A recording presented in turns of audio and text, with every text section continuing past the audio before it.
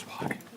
Evening, everyone. I'd like to welcome everyone to the regularly scheduled Planning Commission meeting for April 12th, 2022. I'm going to open the meeting at 7:30. Can we please stand for the Pledge of Allegiance? I pledge allegiance to the flag of the United States of America and to the republic for which it stands, one nation, under God, indivisible, with liberty and justice for all.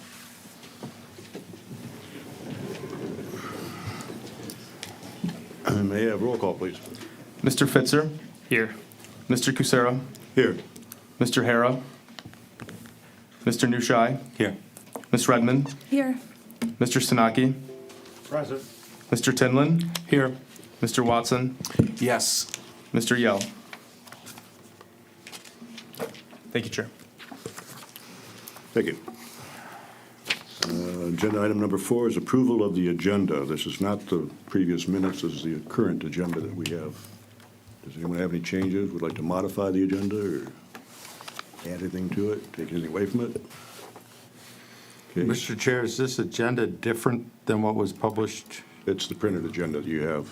Well, I have it printed, you have it on. It's the agenda for this evening's meeting. Same as it was published? Yes. Okay. Okay, so if we don't make any changes, we don't have to vote on that. We just say it's approved.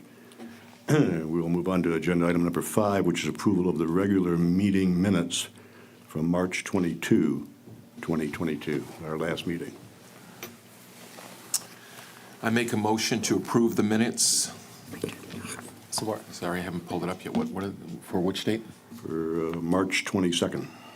I make a motion to approve the minutes for March 22nd, 2022. I have a motion, I have support. Any changes, corrections, additions, deletions?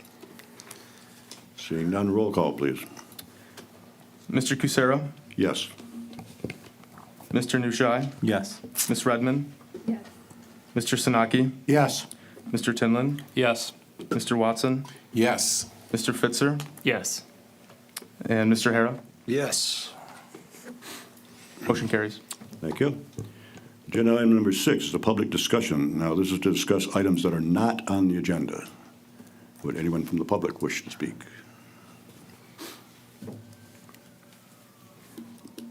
All right, quiet crowd tonight. Do we have anybody online that we know of?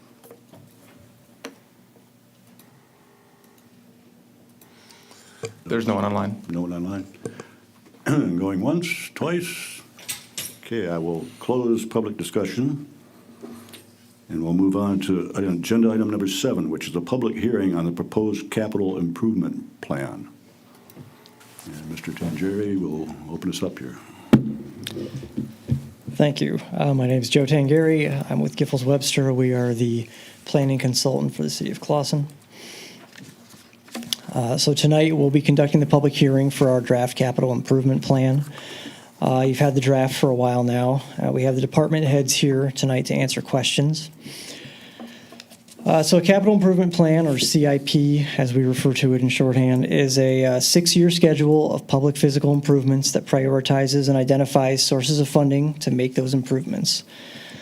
When we say it's a schedule, that doesn't mean it's set in stone. Rather, it means that it provides a sense of the likely timing of expenditures as it's seen now. As the plan is updated each year, the prioritization is adjusted based on a lot of different factors. So in short, the CIP is a tool to assess the long-term capital project requirements of the city. It's not a budget. It's not a complete catalog of everything the city might purchase or invest in over the next 6 years. It focuses on large, long-lasting capital improvements and investments such as major equipment and infrastructure. Items falling below a $5,000 threshold are not listed individually, but they can nevertheless be tracked by the city as well, but they're not listed in a capital improvement plan. This is the first time Clawson has done a capital improvement plan. It's of course not the first time the city or its various departments have thought about their capital needs or created budgets. But what the capital improvement plan does best is it allows us to see all those needs in one place, and it brings the departments together to discuss those needs in a coordinated way. It's also a tool for transparency. It's a publicly accessible document with a tracking dashboard. I'll show you an example of a tracking dashboard later on in this discussion. And of course, there's the opportunity for the public to provide input and feedback at the hearing. And in the future, the city can also choose to provide other opportunities for the public to be involved.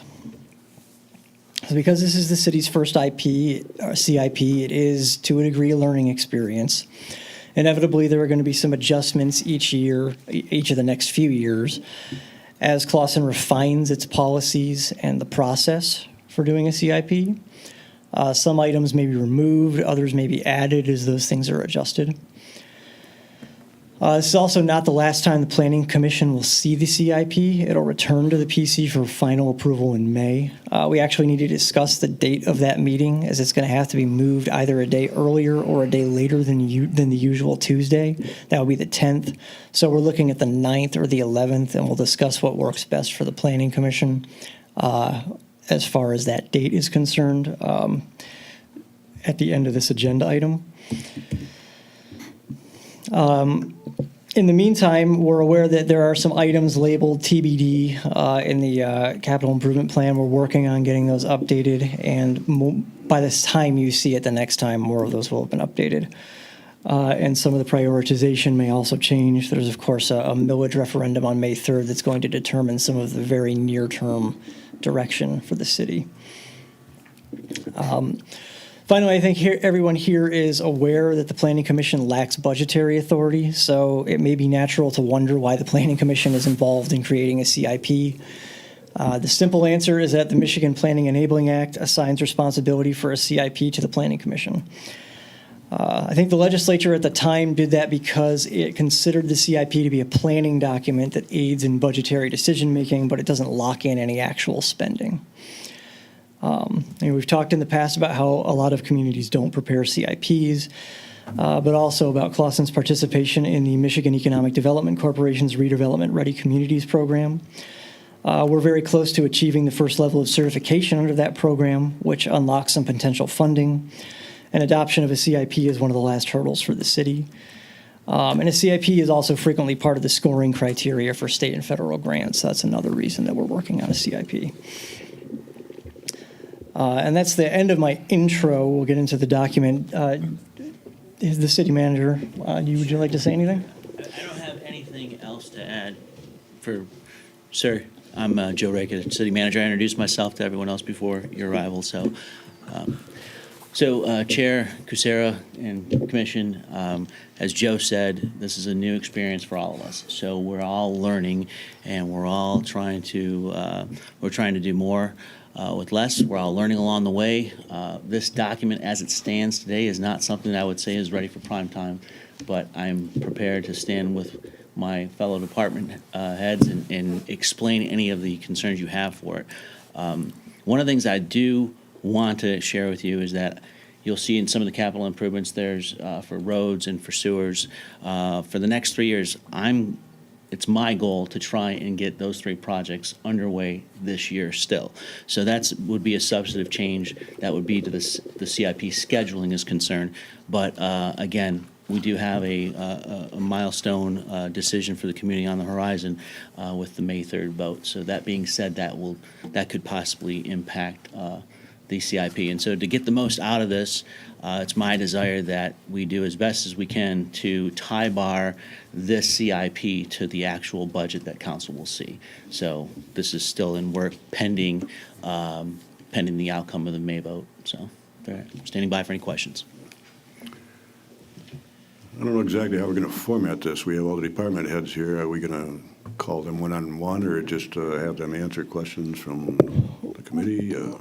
Well, I think what I'll do is I'll go through the format of the document so that everyone's aware of its parts, because we do have members of the public here and probably also watching online. And then we do have the department heads here to answer questions. I don't think we'll have each one of them present their items. And of course, we do have to open a public hearing at, once I get through the tour of the document. And, then of course, it'll go to PC discussion and you can ask questions of the department heads and bring up anything that you want to bring up at that point. Very good, thank you. So I'm going to put the document up there and just give a very brief tour. We're not going to, talk about every single item that's in the plan, but I just want to give you a tour of its components and just get everybody on the, the same page about what's actually in here. So I gotta share my screen here. Here it is. Okay.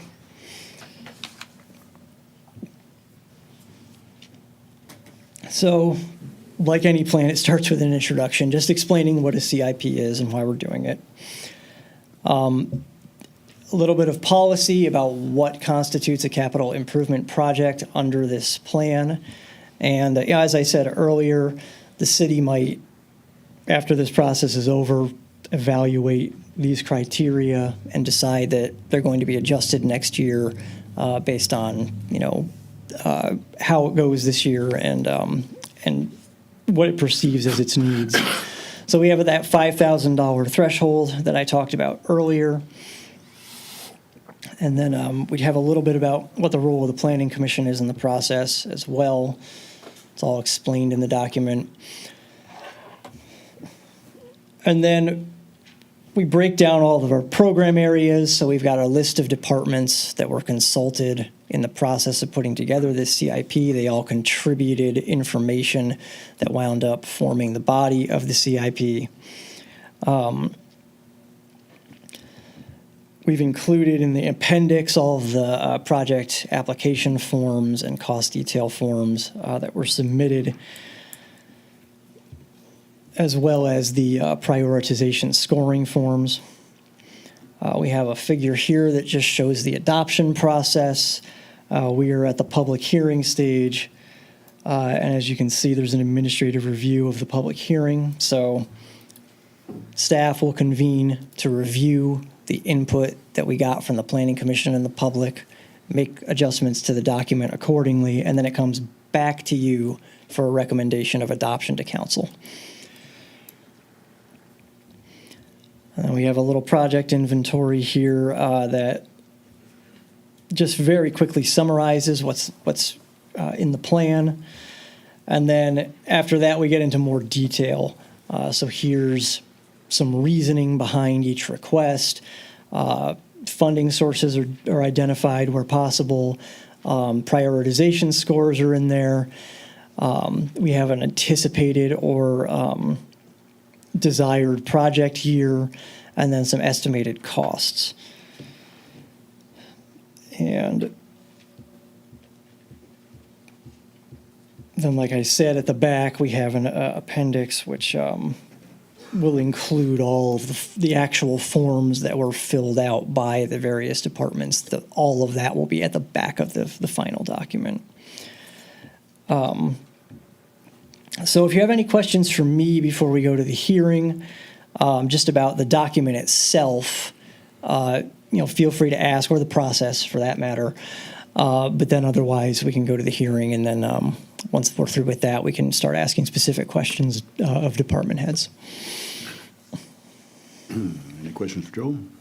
I actually have one in terms of scoring, and I didn't hear the last thing that you said because I was thinking, sorry. But That's okay. So if you said this, please forgive me. Scoring, is that going to be included? How scoring? It's not by each department; it's overall scoring of budget. Right. Is there a reference to and a way to base the scoring? Right. We have a scoring guidance document, and we will include that in the appendix of that plan. A number of 37, does that mean it's 37 out of, just for reference? Yeah. Out of how many? What are 40. 40? Yeah. So 37 being a lower priority, or 40 being the highest, or The lowest highest, priority? yeah. The 40 is the higher highest? numbers means higher priority. Okay. Yeah, Okay, exactly. thank you. Joe, under the building and planning department, you have a score of 55 for the Hunter property engineering evaluation. How does that compare to a total score out of 40? Oh, wait, sorry. 55, where's that? Stephanie, am I misremembering the total? It's on Was it page 55? I'm sorry. It is out of 55, okay. What page are you on? 21. It's 21 of the CIP. Yeah, okay, yeah, sorry, I was misremembering that. So 55 is the highest? Yeah. High priority, highest score.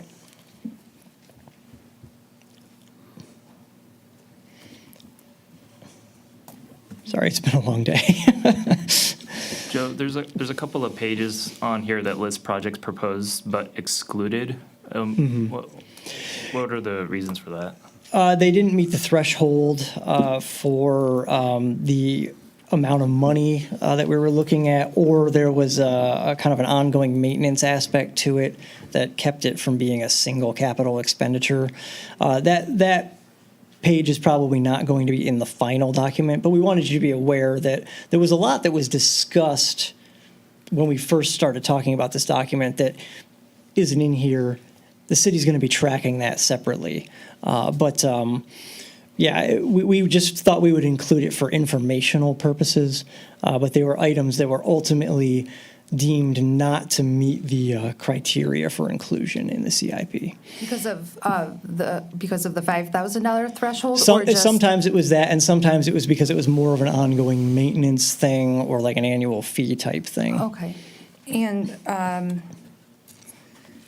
And who gave the score? Was it all department heads came together and did the scoring, or was it our commission? Initial scoring was done by the departments themselves, and then it was discussed as a staff. So there was kind of a two-layer process there. As a overall city staff to agree upon, well, I guess yours is higher precedent than mine kind of thing? Right. That's how it was? Okay. Yeah, and, everybody kind of agreed the server is a really high priority, that kind of thing. Okay, that's helpful. Thank you. Any other questions? How is a $5,000 limit set? It seems, I can't remember, but the budget has to be for the city on an annual basis in the millions. And $5,000 to me seems to be more like, it shouldn't be in the capital improvement plan, it should be in the miscellaneous like you have to do. And it seems to me that if you're getting down to 5,000 out of a budget in the millions, that this is a little bit more than the planning commission ought to be recommending for the next 6 years in the city. Right. And is that statutory? It's not statutory. It is a kind of a standard metric when you review regional capital improvement plans from the area.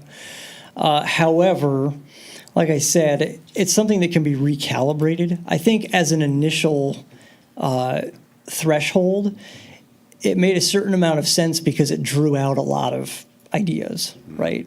And we're able to then assess what we have in here. And before we update it next time for next year, we can say, you know what, this threshold is too low or this threshold is too high or whatever we want to say based on what we have in the document, and we can make an adjustment to it. So if we do feel the threshold is too high or too low rather, and we're including items that just seem more like general budget items, then we can make an adjustment and have a higher threshold next year. I think it's a good starting point, at least. It's $5,000. We're not going to deal with anything less than that, so we're moving from that point on up. But I think it's a good point. If we could change it down the line, as he says, later. But Yeah. Thank you. Any other questions for Joe? Okay, thank you. Then I will now open it for the public hearing. Anyone that would like to speak on the proposed capital improvement plan?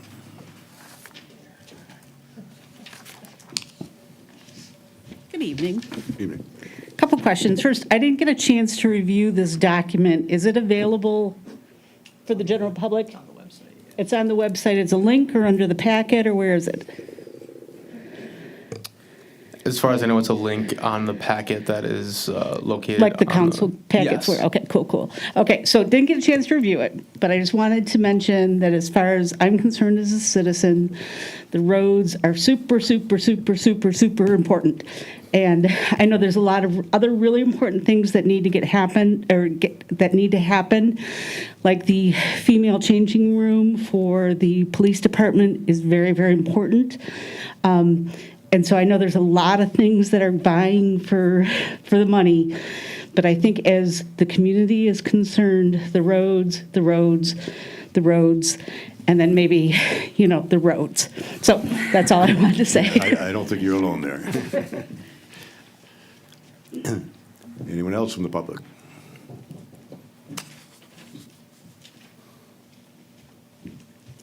Hello, my name is Donna Hughes. I live on East Baker. And I think what I have to say, I want to let the Planning Commission know this, and having just learned from Joe about criteria, et cetera, these things may not fall into criteria for this particular plan, but I think these are things that, as a Planning Commission, you need to hear. I apologize for putting this in the wrong place on the agenda. So please bear with me as a newcomer to this particular commission. I have 4 items that I wanted to mention. Number 1, there are currently 2 vacant lots back to back which front on Florence and High Street. Please do not put any type of multifamily dwelling in that location. Currently, there are cars parked there daily, 3 or 4 cars parked on both sides of Florence. This situation was not created due to the ACO hardware construction. The situation has existed for several years before that construction began. Those parked cars cause an issue with people turning right or north onto Florence from westbound 14 Mile. Turning directly, this almost happened to me, turning directly into someone who is dodging other parked vehicles to get to 14 Mile Road, let alone other cars that are venturing out from the neighborhood. There's not enough parking for anyone in this area. Please do not add any type of dwellings. These are a couple of the other 3 things that I have to say. There is one that may exceed some monetary things, but anyway. Number 2, in the downtown area, there are 24 garden beds located within the bricked sidewalks. Many of them, 16 actually, are flush with the pavers. I believe at the time these beds were originally planned and designed, there was no outdoor dining with its defined railings, nor the open carry of alcoholic beverages with the downtown area. Now, these ground level beds have become a hazard to the increased amount of people walking in the downtown areas. I would love to see these 16 beds replaced with a continuation of the sidewalk pavers. The beds themselves have been a very sore spot, as proper caring for these plantings has been elusive. No water is available, weeding and maintenance of the plants is virtually non-existent, and when completed by the hired contractor, the maintenance is less than desirable. In the winter, these beds have to be found and dodged during the snow removal process. Going along the same vein here, we can talk about the 3 median crossings, which also have garden beds totaling about 600 square feet. I believe these should also disappear, be bricked over. Over the past several years, these median beds have become a haven for debris buildup and are infested with invasive weeds, which, surprise, have seeds. The seeds are then blown around the area to plant themselves wherever they land. Number 3, if anywhere in the city, someone suggests, and I hope other departments are listening as well, if anyone suggests a garden, please scrutinize to the nth degree the maintenance plan and its feasibility. Oh, and don't forget the endowment fund. People who volunteer or say, oh, I'll take care of it, move, get old, die, can no longer carry water or get on their knees to weed. all of which leaves something that looks worse than nothing at all. And to say we're going to rely on the DPW, that's not a viable solution. My fourth thing to say is if the DDA is going to have hanging baskets in the future, the city, whomever that is defined as, must guarantee to provide for the upkeep of said baskets.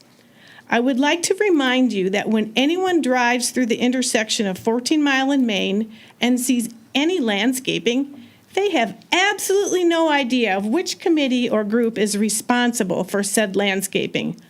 All they know is the city of Clawson. The condition of the landscaping is a 25 to 35 mile an hour quick representation of the city of Clawson. And what do you want that representation to look like? Thank you. Thank you for your comments. We won't answer that at this point in time. No, I didn't expect that. I'm glad you get your questions out there, and we'll see if somebody can get an answer to you. Good evening, everyone. Paula Milan, Darby Court. I'm here to watch other people at work and enjoy that process. And I'm also here to say thank you to all the department heads for putting together their numbers and having their conversations and coming up with their list of favorites.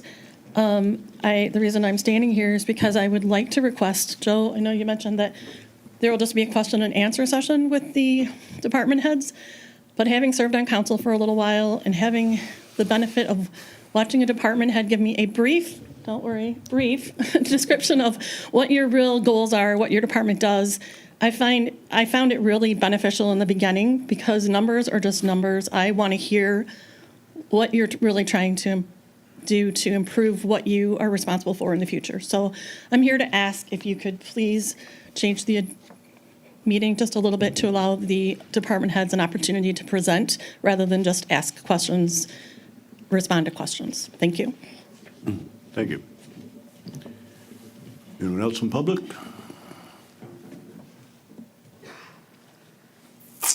Seeing none, I will then close public. What do you think, Joe? Should we call up department by department? Do alphabetical order? Or? Mr. Chair, I respect the mayor's request. However, I wasn't prepared and did not brief the staff that there may be a presentation. That being said, and if that's desirous of the planning commission, we can be prepared at the meeting in May to make that presentation a little bit more complete and a little bit more well thought out. I think that would work out well in a face-to-face meeting. Are there any department heads here this evening that would like to speak or make any comments about their departments? Are they all happy? Is everybody getting enough money out there? Are the roads all being taken care of? Are the leaves being cleaned up? Everybody's happy. Nobody's got a problem, man. Can I just state, I was making a request as a resident, not as the mayor, even though I do appreciate your acknowledging my position. So as a resident, I was making that request. Okay. Well, I guess that would close out our public hearing on the capital improvement program. If no one else wishes to speak, and we have no one from departments wishing to offer any advice. Just real quickly, we did have one person who commented at the last meeting, and Nick and I, between us, we have all of her comments from the last meeting that were about the CIP, so we can incorporate those into the public comment as well. I just wanted to mention Well, that. that's nice that you get it as the planning division of the city, that you get the comments, but it'd be nice if we got it here as the planning commission and as mayor, as council. This was someone who spoke at the last meeting. Oh, okay. During the public comment portion of the meeting. Yeah. What are the chances of us getting a joint meeting together with mayor, council, planning, and department heads? Is that too big of a project to set up? I know we have limited time on this, right? Yeah, we do have some limited time on this. We will be having a joint meeting sometime in the early fall, though.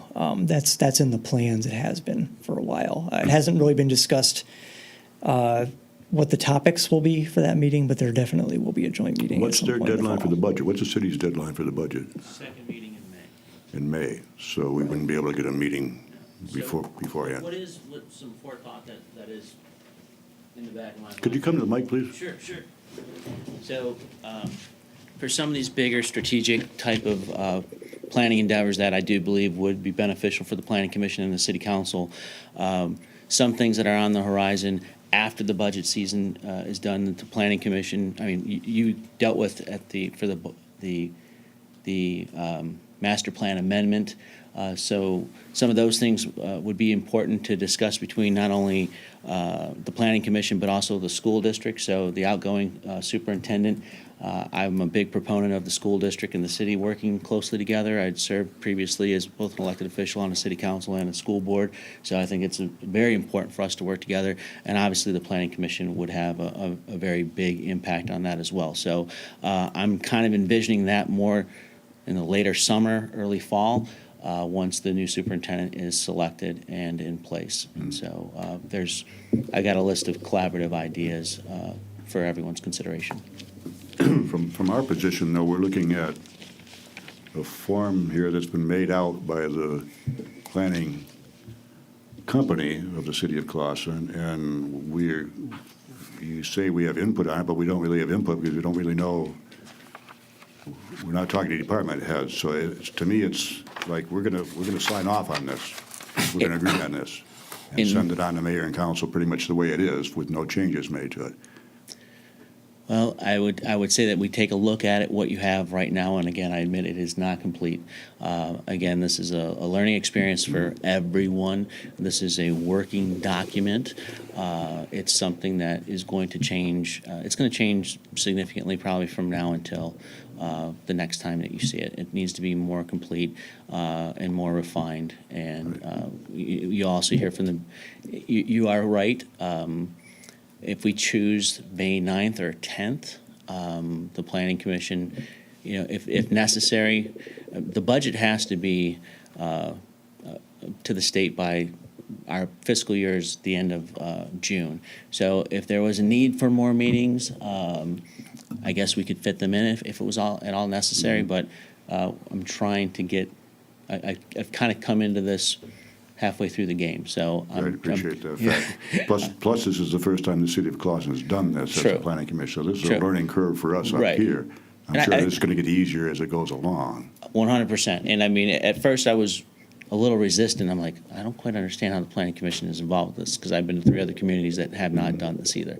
And so, but I see the value in it, and I think, just getting it on the books for the first time is important. We will refine it. It will get better. We're not just going to slap this together. It's incomplete right now, like I said. There's more work that needs to be done. But we'll get that work done between now and that meeting in May. And if it's this body and the council's body that, hey, we need to elongate this process beyond the second meeting in May, we do have a little bit of runway left, in May and in June if necessary. But it's certainly not something that I'm looking to do, if at all necessary. Right, thank you.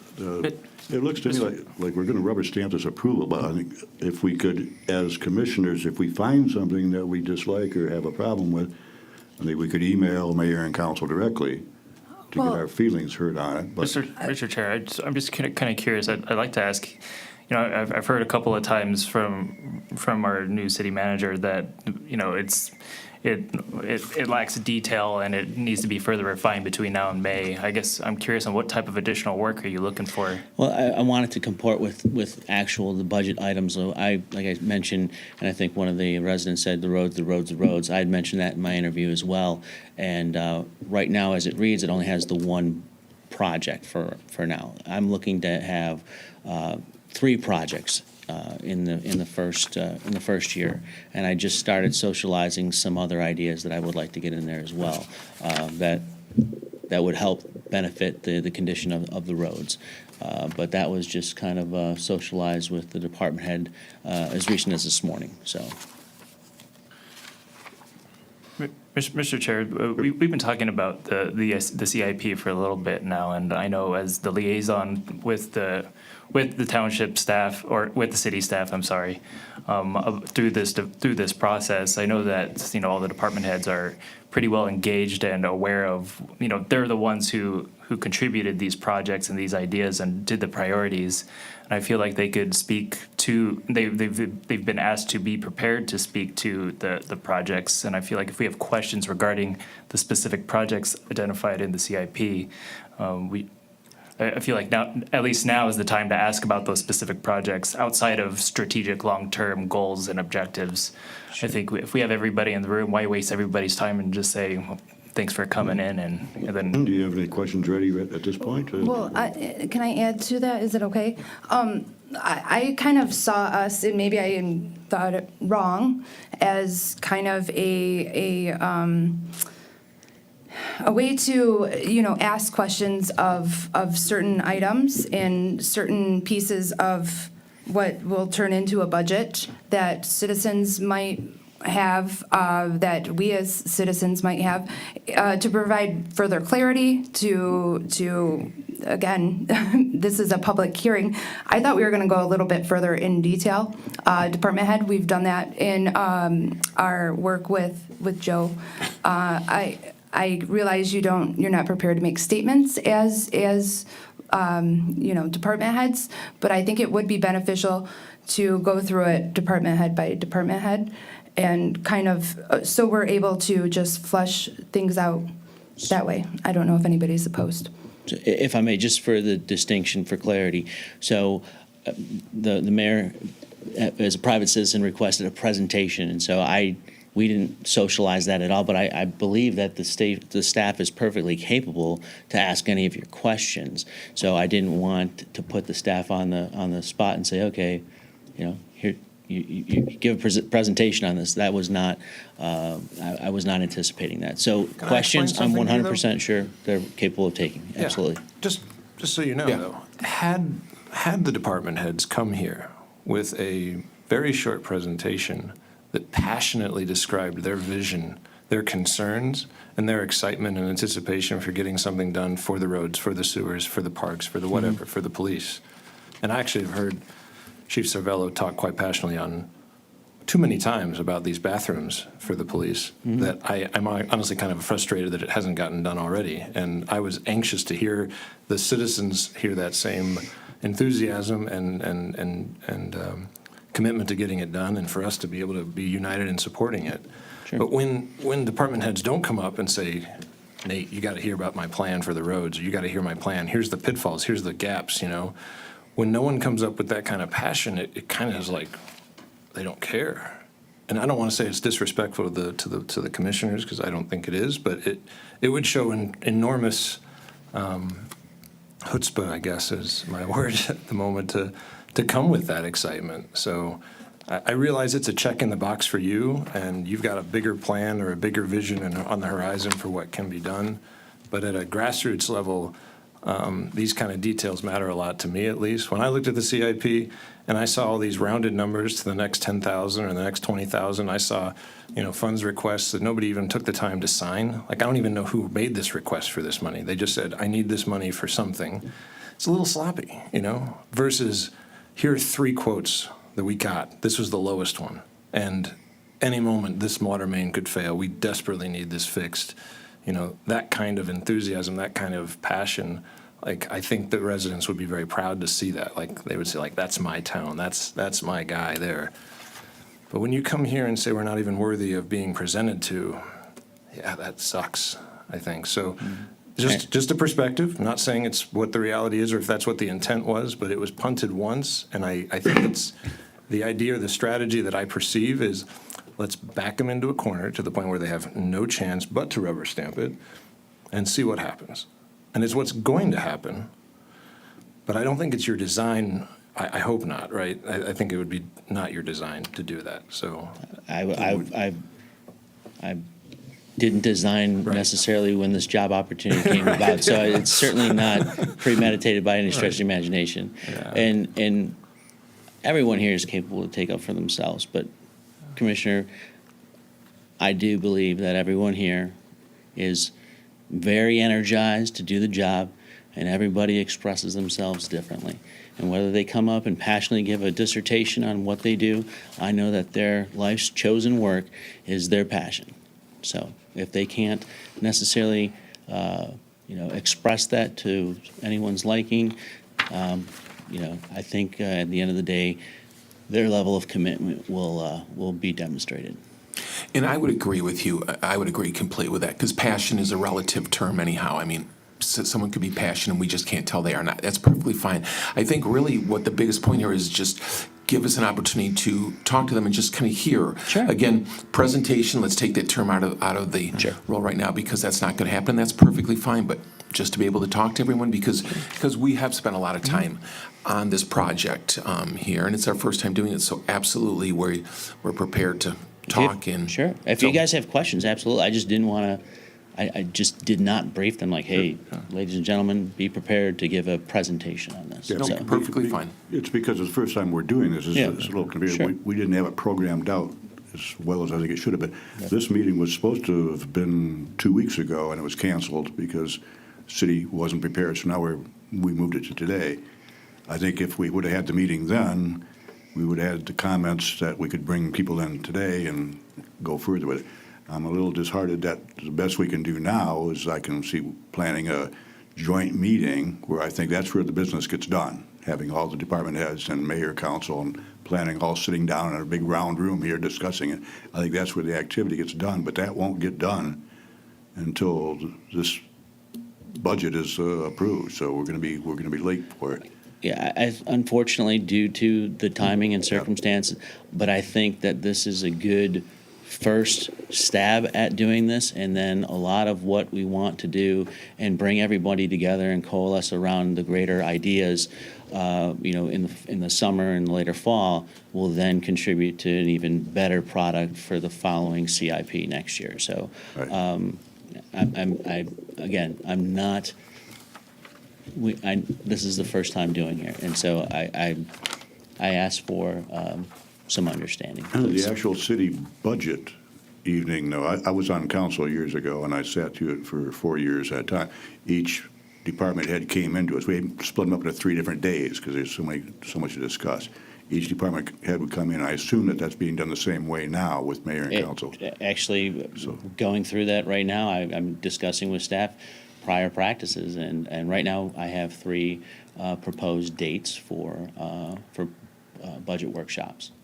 So that's where we're at. It's rather disappointing to me. I mean, we're sitting here as a planning, and even though all we're doing is we're looking at some numbers and we're going to give our recommendation to mayor and council. And I thought, well, okay, that is what it is, but I'm disappointed if the department heads don't come in and converse with the mayor and council when they're in the budget process. That's a little surprising to me. I mean, are numbers just thrown out there at mayor and council, and there's no considerations? No, sir, not at all. No, sir. This is my first time doing the budget with the city of the city of Clawson. Right. So, it's a learning curve for me as well as what is customary. It seems a little loosey-goosey to me. I don't know. Excuse me, Chair, can I, this isn't the total budget though, right? No. This kind of is almost, Capital. okay, I don't even want to use the term like a master plan, but it's an overall, Okay. I don't want to go there, I'm not talking about it's like our master plan, but I'm saying in the scope of long-term projects. It's just an overall kind of thing. Would anybody be opposed to kind of going through by department is like from what we had with our administrative and kind of like, because I've got a few different questions and I would hate to like pull up, building and then DPW and then building and DPW. Can we go through it would anybody be opposed to going through it by department? I don't know if the department heads would be willing to do that. I don't know if I think he said that you guys are okay with that. I just, again, it may be semantics, but I did not tell them, hey, like, be prepared to brief, but I'm confident they're ready to answer your questions. So it would give some structure, I believe, if you would take it by department. Sure. So in the CIP that we have, the most recent one, this administrative part, it kind of goes through like Department of Public Works and then into building and planning, into like the recreation. I'm just wondering, let's see, it's at page 18 it begins. I didn't know if it'd be most beneficial in Side note, if you guys weren't thinking you were answering questions, that's totally fine. There's obviously a lack of communication between like what we've been working on and what you guys were anticipating.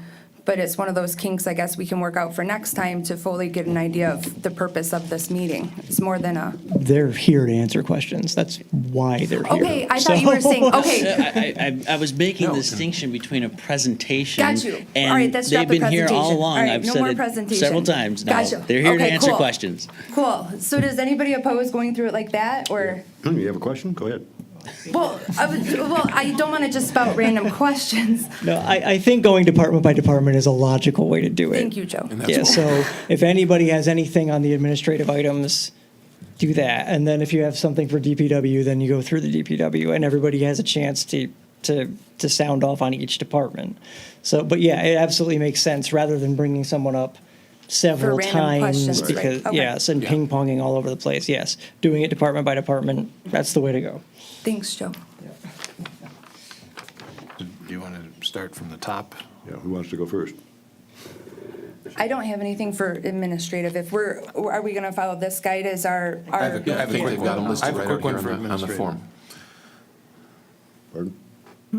I think they've got them listed by programs. We just go with administrative first, right? Fire, Okay. planning, police, public I works. just didn't know, which one are you going by in order? I know they're not all in the In the same order. CIP here, so.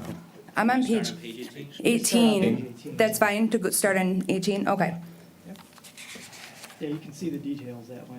I like that. Mr. Chair, just to be clear and to give a target, should we establish like a time target to go through for each one, just as a, we can go over, we can. Not unless it gets out of control, but I don't see it happening. Okay, all right. May I go first for administrative? So we were talking about a server upgrade, and I had a few Can you speak into conversations. that? I can't hear you, I'm Oh, sorry. I'm sorry. Is this better? Yeah, Okay. thank you. Mr. Chair, we're talking about administrative here, the City Hall server upgrades and the BSNA system license upgrade. I just had a quick question. I think, August, you've talked about this as an opportunity to modernize the system. Sorry to put you on the spot here. Does this expose the city to kind of a dependency long-term on on kind of an overall cloud-based software system that we're kind of addicted to 5 years from now? Like if we ever want to get a report for something that happened in the past, do we have independent records or independence, I guess I'll call it? Yeah. We currently have these licenses are in 3-ring binders and manila folders. It's really, I thought when I came here from Hamtramck, I was going to be the other way around. But it doesn't, we're not dependent on it. BSNA is a powerful software suite. And to add it to the clerk's office, we'll have it talk directly to the the building department and their certificates of occupancy. So they're already subscribed to that. The treasurer's office already uses BSNA. This is one more module. Okay. Now, there is a cost to it. Long term, we do renew it every year. It doesn't have to do, it doesn't require, it says in there that it may require an adjustment to the business license ordinance. That's if later down the road we wanted to do annual business licensing, that's how you'd pay for it. So if there was, I think it was like 13.5. So if there was like 300 businesses in town, it's like $45 a year in licensing just to cover the cost. So even though it is sort of, I'm not saying we're married to it, if you get out of BSNA, you don't lose your data. You still get your stuff. Okay. Your scanned images and everything, it goes in there. Yep. And it's all just stored in there instead of in 3-ring binders and old folders. Like someone comes in and asks for a copy of their business license and they open in 1999. We literally got to go through a file cabinet and pull out a piece of paper somewhere. Yep. Nothing's been updated. All the phone numbers are wrong because that stuff doesn't get regularly updated. So Okay. this is a way to kind of centralize all that. This was a score 37. Thanks so much for answering the question. I really appreciate it. No problem. So is this, which is fine, to streamline clerical things? Or is this also going to benefit public in terms of, hey, I'm curious about things that citizens come to you? FOIA requests will be a lot easier to answer FOIA? if someone has a Okay. question about a specific business because everything's kind of connected. Well, and let's say someone wants to pull up a plot or something. Is there a way that they can pay $10 and get Well, that's documents different. that way? Pulling up plots is a whole separate from business licensing in the clerk's office. I don't know about that. So this Yeah. this system isn't going to work there as well. I This is believe just plot for stuff clerk. is done at Oakland County though. through their Oh, well, I was equalization. just using an example. Okay, I Yeah. don't have a great example, but. I mean, yeah, but like we would also citizens add like the asking burn for permits that are all in literally a 3-ring binder right now. That'll all be kept in this system as well and updated. There's things like that that need to be handled. It seems like specifically for burn permits, things like that, the building code department would benefit from having that in front of them as well as our police department. Instead of fire asking us to department. open up a 25-year-old Yeah. access database and try to find it, yeah. Yeah, okay. Thank you. Yeah, no problem. Any other questions for administration? All right, well, thank you. I had like a whole bunch of other items, but as was discussed earlier, it didn't reach that threshold of a big enough thing to be like, go down the road, so we realized it was just budget items. So there were a lot of things that we came up with that didn't make it here because we realized it's. Do you have them in a presentation for us? Not right now. Things like computers, a computer goes down in the office, you realize they're all bought at the same time, you should probably consider planning those, planning for that. That's not what we were doing on this, so. Can I ask, and you might not be the right, I get it if you don't know it. So all those items. I'll make something up. All those, I'll make it up. Joe's right there, so that's good too, right? All those items, now you could have 30 just below the threshold. That doesn't mean you're going to get all 30. Sure. Are you guys, is there a system for you guys to hit those and make those high priority when going to council for That's budgetary? budgeting, and that's in the budget. That's not the Yeah. CIP, that's the regular budget of our department. We Yeah. make a, So you guys proposal. manage that on your own with your set budget? Absolutely. Gotcha. Within our budget and our requests to the council. Okay, cool, thanks. Anything else? Thank you, August. Thank you. Thank you, everyone. Who you want to grill next? You. I'm not really sure. Administration, Department of Public Works? No, we're going by this, I thought, you were guys. going by your list there. Yeah, DPW's next. Move to page 19. W. Here we go. Good evening. Evening. For those of you that don't know me, I'm Trevor Zablocki, Interim Superintendent of DPW. Do we have any questions on anything in Questions for the DPW? I have a few, unless somebody else wants to go first, you can. No? Okay. So a couple different things, in terms of, there were a couple different line items, and I can find them if you'd like, that you were in your ask, and it talked about offering more services as DPW, and I was just wondering, was cost benefit considered in those offering more services? Is that something as a city, the city's asked DPW to take on more services? Just looking for a little bit clarification there. So, I'm looking for an example. The claw bucket for the loader, it's not necessarily adding a service, it's adding to the quality of service. So leaf pickup would happen a lot faster. We can also use it for removing snow. So that's more of a aid us to do our job better. There was that and like something And to do then- with mechanicals Yep, or mechanics. I know there was a vehicle column lifts. Yeah, because you guys maintain all All of the city city. vehicles, correct. So that's a safety concern. We currently have lifts, one of which is too small to do the big trucks. So that limits us to only be able to lift one large truck at once. You might want to consider writing that there. Because it really sounded like, well, I'm like, why are they expanding their services? And because there's contracts So too, right, to your services. So I'm like, well, wait, that So seems weird. it's not necessarily services as far as, To the city in it's general. to the city infrastructure, I guess, as far as keeping our vehicles maintained in Okay. a timely manner. Okay, Because we usually will have two mechanics. Right now, we're only at one, but we're going to hire one. And if we have two sets of lifts, that allows two trucks to be up, two guys working on two separate trucks at one time. well, then that's different than a safety issue too, right? Like I Well, see safety if as they need to high lift priority. a truck and they're using the lift that isn't rated for that size vehicle, Yeah. that's a safety issue. That, to me, just reading it here and then hearing you say a safety thing puts it a much higher priority in my mind, you know, if you have someone going under it. So I appreciate the clarity there. In terms of, I've noticed a lot, and I don't pretend to know anything about infrastructure and sewers. But That's going to be separate. that's separate, oh, Yep. is that, okay, all right.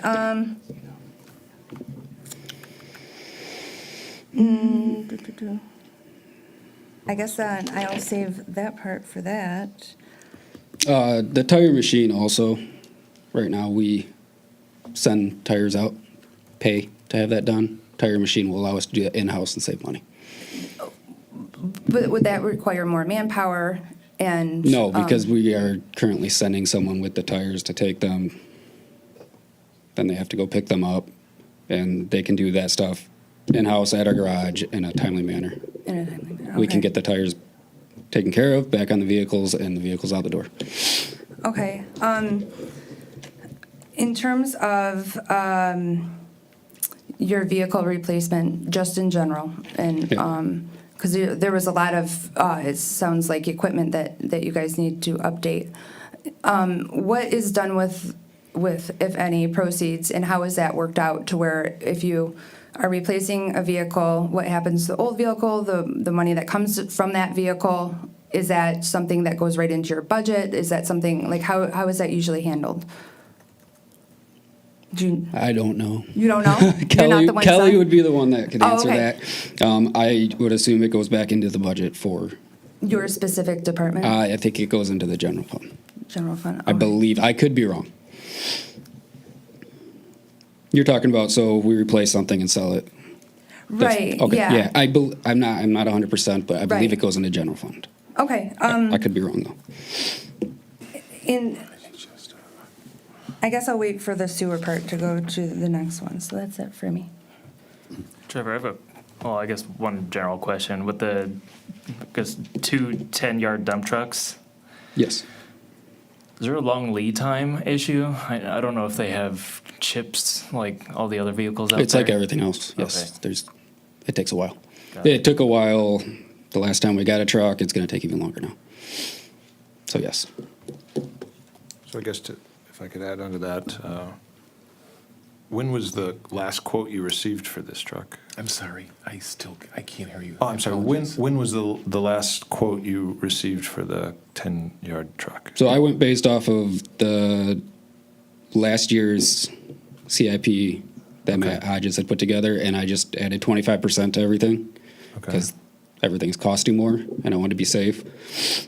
I haven't gone out for quotes because that is a lengthy process. You have to build it out and exactly what you want before you can get the quote. I just didn't have time to do that. Okay. I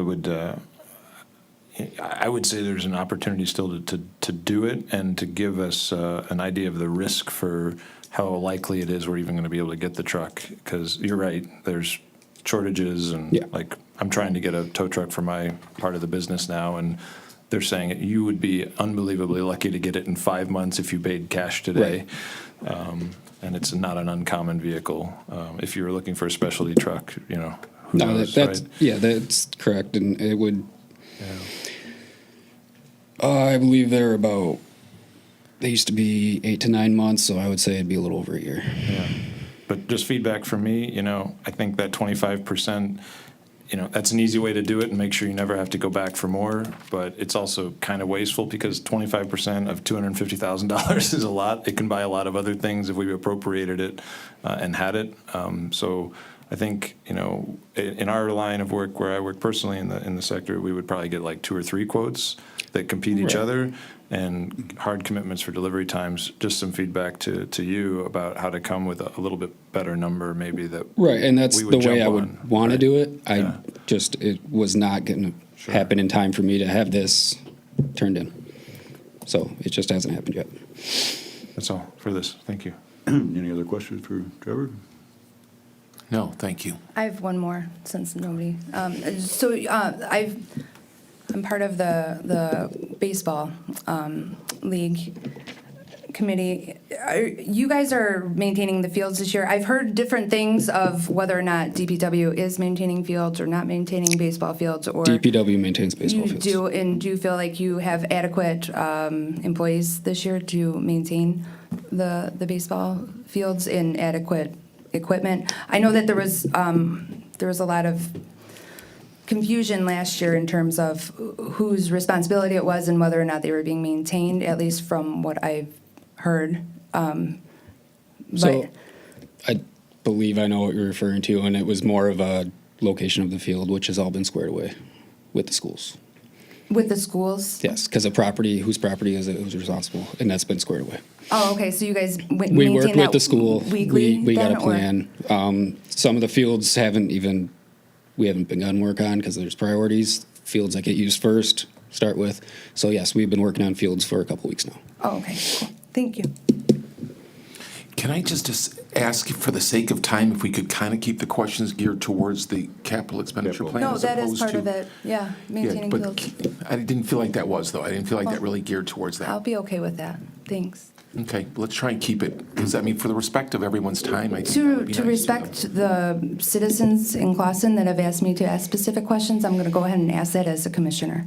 Thanks. Probably choose a better time, though, when it's not during this meeting, where we're probably No, going to have a lot of that's time. what they asked me to ask him questions about during the CIP, yeah. Okay. So I will respect that. Thank you, though. Okay, thank you.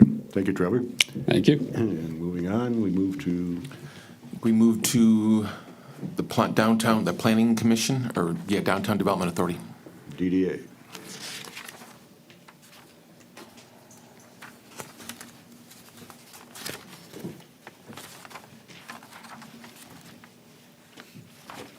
I have next that it's the building and planning. Are we on different forms? It was, but we'll do both of them. How's that? Then I don't have to get up twice. Anyone have any questions? I do, but I'll let everybody else have a turn. Just the format of the CIP process this year for, the $5,000 minimum and everything, was that conducive to what your vision was for DDA? I mean, does that need to change? What are we talking about on DDA? Well, just the format of how we're doing CIP right now. I'm fine with the format. Okay, thank you. We're doing DDA first? You introduced it, I'm sorry, we can go back to the Hunter. My only question on DDA was, I think we spoke before about parking lot. Just specifically what parking lot that was.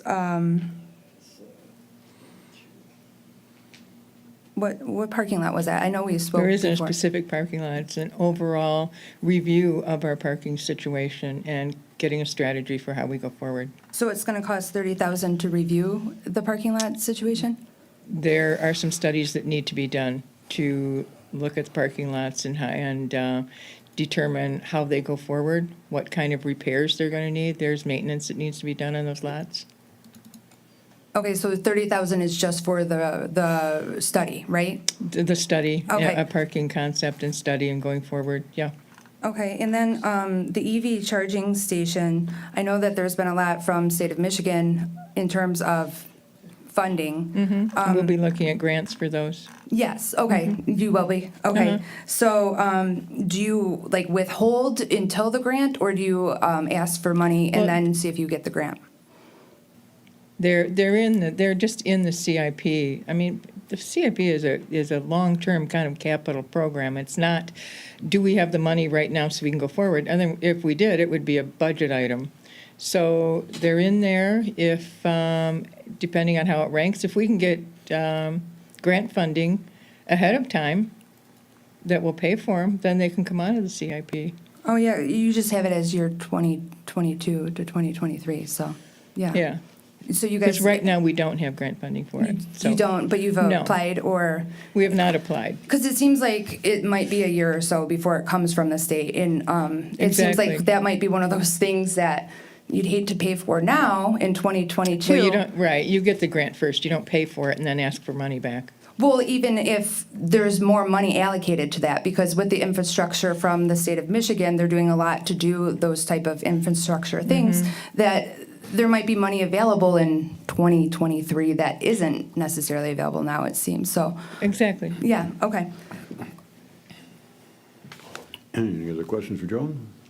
The $30,000 for the planning phase estimate for the parking, is that an estimate based on some architect that's Based on studies we have done in the past. Okay. Do you have a planner in mind or an engineering firm in mind? No, we're not that far. We're working with SumCog right now, and that doesn't cost us any money. Good. Thank you. Thank you, Joe. Oh, I have questions for building and planning, unless she's coming back for that. Are we doing it all at once? Just doing both now. Okay. Yeah. Oh, she's up here, I guess. Building and planning, let's see. Page 21. So, Evaluation of Hunter Building. yeah, you guys are doing an evaluation, which really maybe this is a question more suited for Joe, but I'm wondering why we're doing that after the planning commission is discussing a master plan to, possibly amend the use of these properties without having a study done. I think first we have to look at the study and determine the status of the building itself. Is it worth, what kind of money, is needed to update that building? Is it worth that cost? What is the asbestos in there?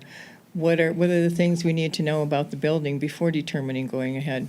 With an actual use, correct? So this probably should be done prior to us making a recommendation for an amendment on a master plan, it would seem, because that's something we were doing last week, potentially, so. I think does not the master plan, Joe? The Baker site? This is the Hunter side. Oh, this is Hunter. Oh, God, I totally thought it was Baker. Got you. It's Hunter. Okay, that changes things. Okay, and is that something that the council has brought to you for ideas on what the use might be? No, we're not talking about the use. We're talking about the building, the building itself. Is Okay. it worth the maintenance and the updates that it needs? What is the status of that building? So is that brought through council or just from the building department itself? Just finds the need to do that to that building because they've gotten a lot of feedback on it, or? It came in as part of planning because if the building were not to be a use that was continued, how would that land be used? Okay. First, it's evaluating the building itself. So the planning department decided to bring that forward? Mm-hmm. Okay. And are you interim? You're interim? Mm-hmm. Is there plans to have a permanent? And that's not in the CIP either. We're not talking about jobs right now. I've had the job since December of 20, Okay. so I don't see it ending right now. Oh, well, that was my misunderstanding of the meaning of interim then. I thought it was to fill for gap, but I wasn't sure if that was something that we were even working towards No, or not. it's not on there. No, okay. Any other questions regarding the CIP for Joan? Just this evaluation, is this AEW going to do it? Yes. Okay, thank you. Okay. Anyone else? Thank you, Joan. Parks and Recreation. Parks and Recreation.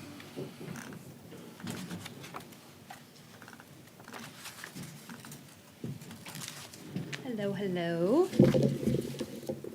I can mention if they wouldn't have put down for the walkthrough, it would be on ours. Yours? Yes. Yes. Oh, good. Anything? Yeah. You're responsible for bleachers, right? Or just specific bleachers, or? So, yes, it depends on the actual property, technically, I think, on some of that. We can't technically go and decide to put stuff on the school's property ourselves, but for the city park and for Hunter, things like that, we actually originally looked into new bleachers at Hunter, but they were under the threshold at the time. Oh, they were At the time, I can't guarantee that that's the same now. But you guys weren't able to do that though either, right? I thought I saw, did you guys get new bleachers at Hunter? Okay. So you weren't able to implement that then since they were under the threshold? Yeah, I mean, not put them on the CIP, Oh, but they can okay. go under the operating supplies or grounds maintenance. Okay, so so the schools would be the ones that maintain, so it's finding out which. It depends. If you're looking like at City Park, those would be us. Yeah. Because that's our property.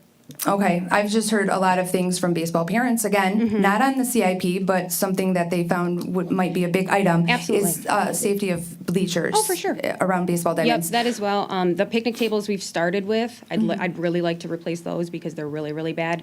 But bleachers as well, I know have been in discussion, so that's certainly not off the table. It's not immediate, but it's not off the table at all. Yeah, but it sounds like they might want to go to the right source too, depending on where they're at. then, Correct, right? but we're going to be losing potentially some of those fields. So to spend all that money on brand-new bleachers for fields that we're going to lose, I think would be For sure. not Yeah. necessarily cost-effective, that's all. Right. Okay. Parks and Rec question?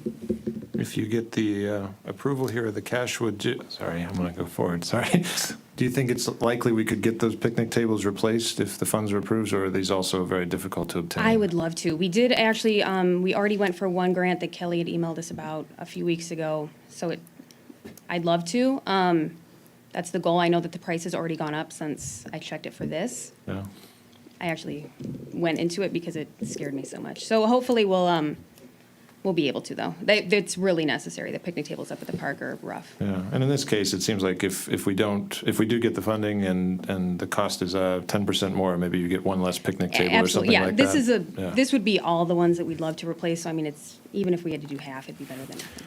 Thank you. When you say all the ones, does it mean just at the city park, or is there other ones throughout? Well, we keep a certain amount under the pavilion itself, and then we spread other ones throughout the park. So I'd ideally like to replace all of them, because they can get scooted around, and they get mismatched, because we usually store Right, them under uniformly. there. Yeah, but that's the goal. Okay.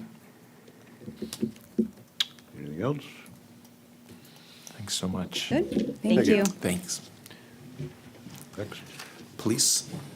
Police Department.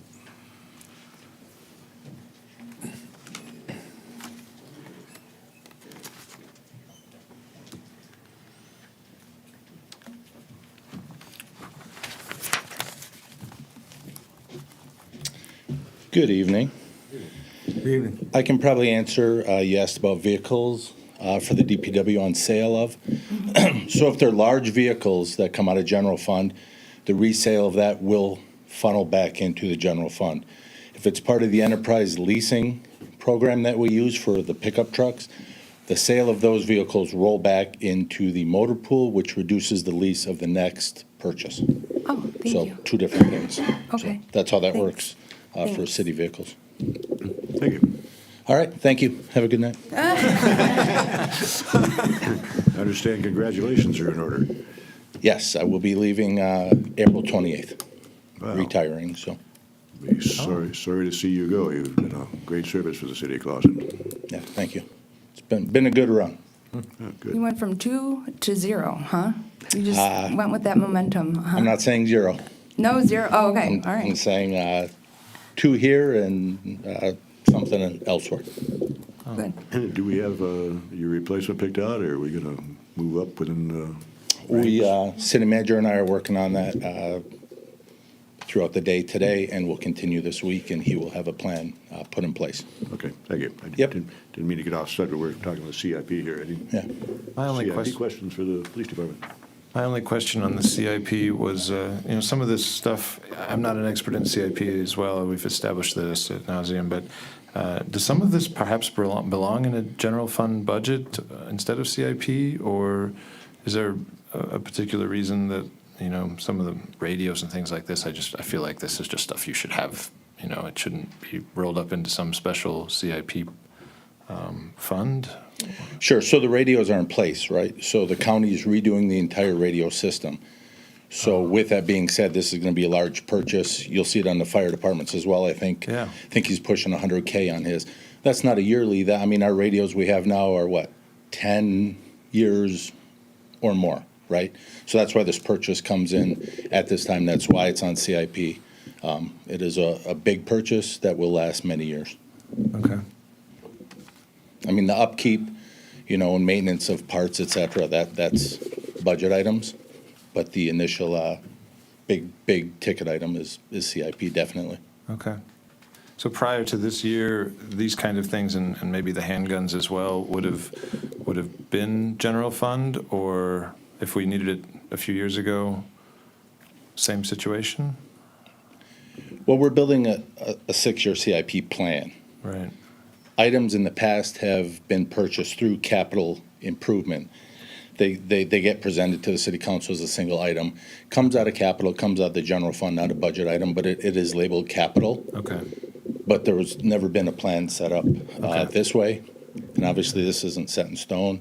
It's going to be there, and something may, maybe in 2024 be bought that should have been set for 2025. But yeah, it's a work in progress. Okay. Thank you. Yep. So these items, as you price them, are you pricing them per police officer you have, or is it per, like, is there a method to that? Like, you just have like one radio for every officer, or do you aspire for more, or are you understanding what I'm asking? Sure. Well, it comes on the county bid, and it's county mandate. Oh, okay. So portables, 1 for 1, and then we have car radios and a radio on the desk as well that will broadcast the items through the station. Oh, So okay. yeah, we don't share that equipment. It's 1 for 1, and that's the purchase through the Oakland County bidding. I mean, that's set pricing. We have no control over that. We can't go to 3 vendors and get 3 quotes Oh, because there's yeah. only one vendor. No, I'm just saying that Yeah. typically you can. There's Okay. one vendor picked by the county to maintain and run this radio system. Okay, yeah, so like my thought behind that question was like, if, let's say you find you need to hire 3 more officers, then you obviously wouldn't have to come back for a CIP for 3 more, right? But like, just making sure you're established with the needs of, your department in general. Yeah, so the purchase right now it's 1 for 1, so it's what we have. Yeah. If we're to grow to the department, in 3 years, they add 3 officers, yes, then that is going to be another purchase to add that equipment on.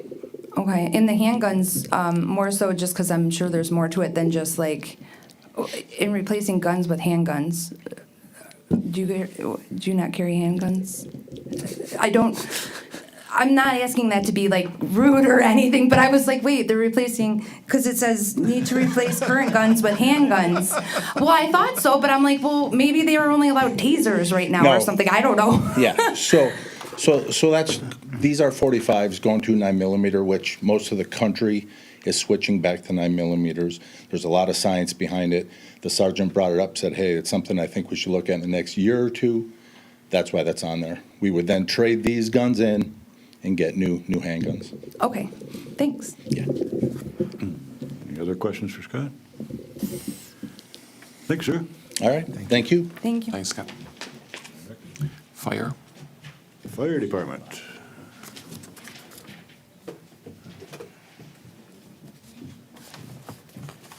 Troy, I'm your fire chief. I really wanted jetpacks and a helicopter, but they told me I couldn't have them. Really, because we approved it. That's weird. Yes, I mean, it would only take 90% of the city budget. It's going to take 20 years to get them. We'd be that's flying all. around and for 2 minutes at a time before we crashed. It'd be fun.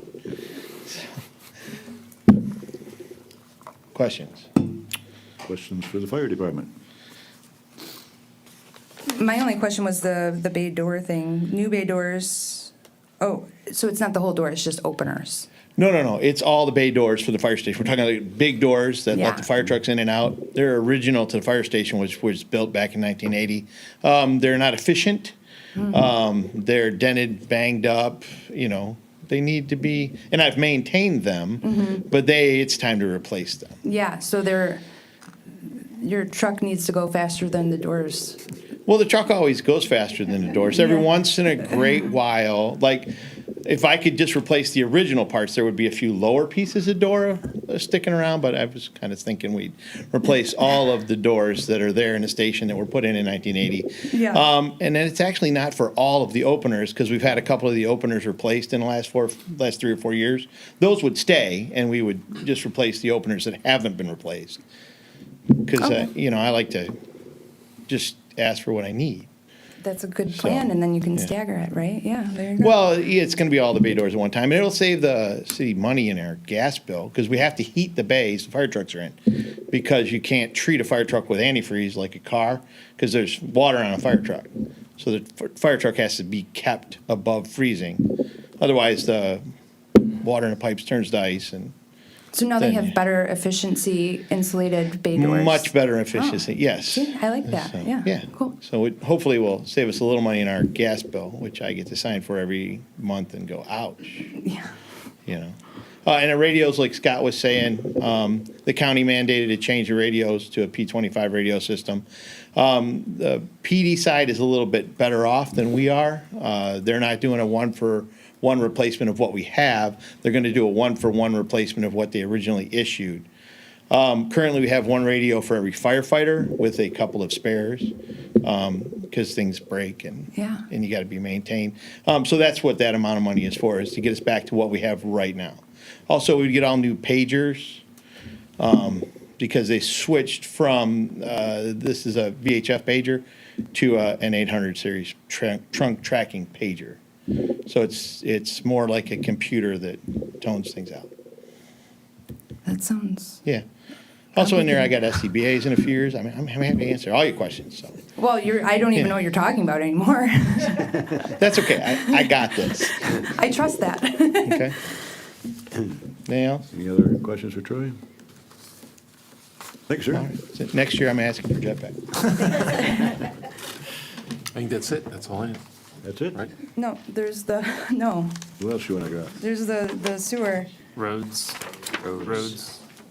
Department of Public Works, page 27. Page 27. We got a logo on 27. So who else do we need then? 27 is Department of Public Works, page 27. Am I right, guys? It's there. I'm back.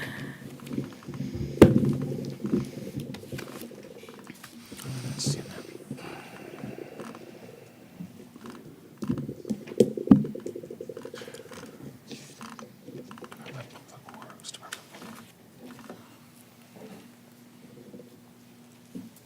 Can I go first, I guess? Sure, go. Okay, so one of the projects that was proposed but was excluded for roads for this year was $300,000 and it was called the Annual Local Road Concrete Repair Program. So that was excluded, and I guess this might be more of a question towards Joe.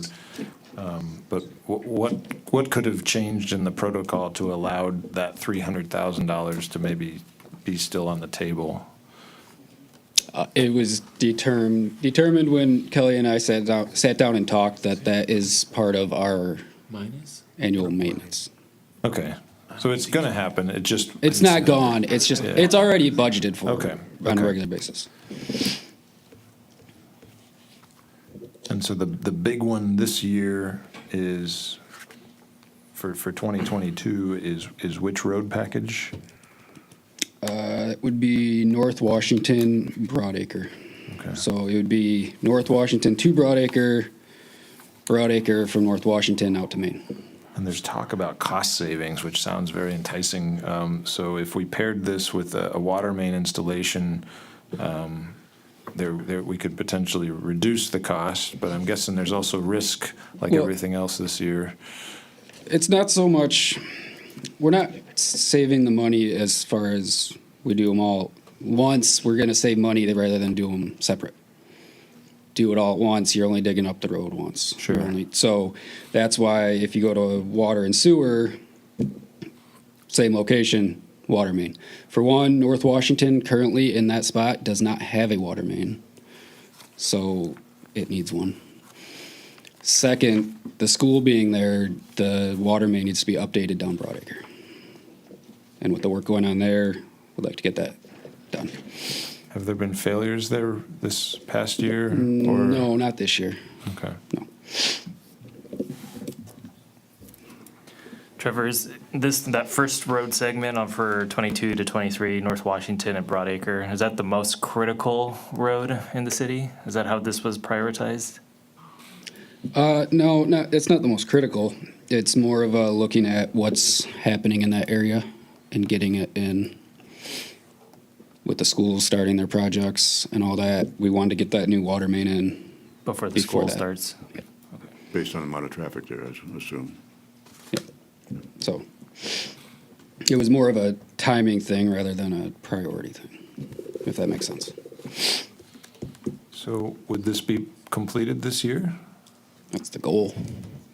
Realistically, you think it could happen, or is there a great risk to it? That would be one of the projects that Joe had mentioned that he is looking to get accomplished year one. I believe. All right. Make sure I was right. Right. So then also Selfridge Phillips, he's looking to get that one accomplished as well. And Red Ruth. Yep. So he's looking at our budget now and figuring out what we can do. I think he went for a grant, so if we get that, that'll help. So try to get some work done soon. So if it was approved as is, exactly as it is written right now, do you think that, is it the likely expectation that these pairings where we do the road and the sewer underneath it at the same time, or the water main underneath it at the same time, like, is that prime path, or is there risk in this plan where we might do one without the other? So it absolutely makes zero sense if you need to replace the water main to replace the road. Agreed. So if it was, you can do the road, but not the water main, then we're not going to do the road. Okay. Because that's silly nonsense, and we're not going to do it. Any other questions? That was mine. You good? Are there any other utility work that needs to occur along any of these road projects where we can get additional cost savings? I know we talk about water, but with respect to sewer or water gas or. and sewer, the sewer would get inspected ahead of time. For the most part, we already have an idea of where our problem sewers are, major problems.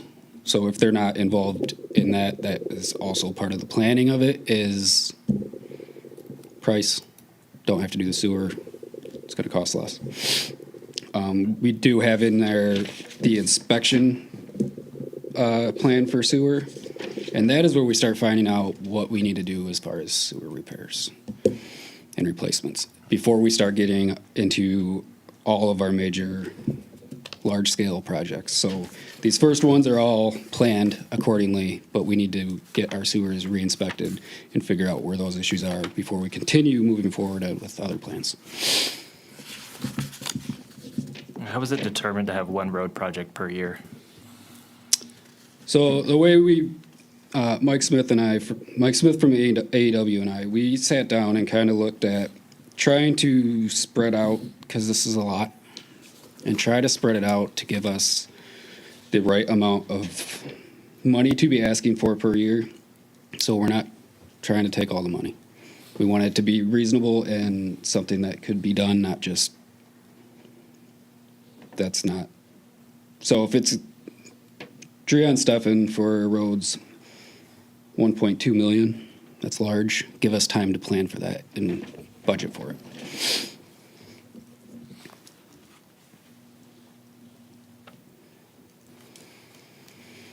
Any further questions? I have some if everyone else is done. I have one more. Okay, go ahead. So there's a lot of reconstruction projects for the roads, a lot of reconstruction and one rehab project. I guess, how is that determined on reconstruction versus rehab, and why is there only one rehab? Mike, you want to take that one? Good evening, everyone. Mike Smith with AEW. Like Trevor mentioned, I help him put this list together. To answer your question,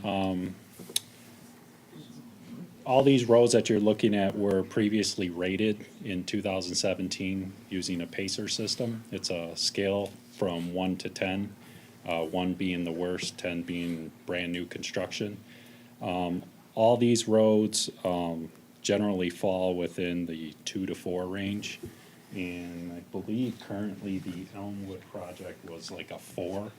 So it's borderline reconstruct resurfacing. And when we originally looked at Elmwood, and this goes back a few years ago, we considered reconstructing the approach over at Crooks Road and then milling and resurfacing the rest of the road.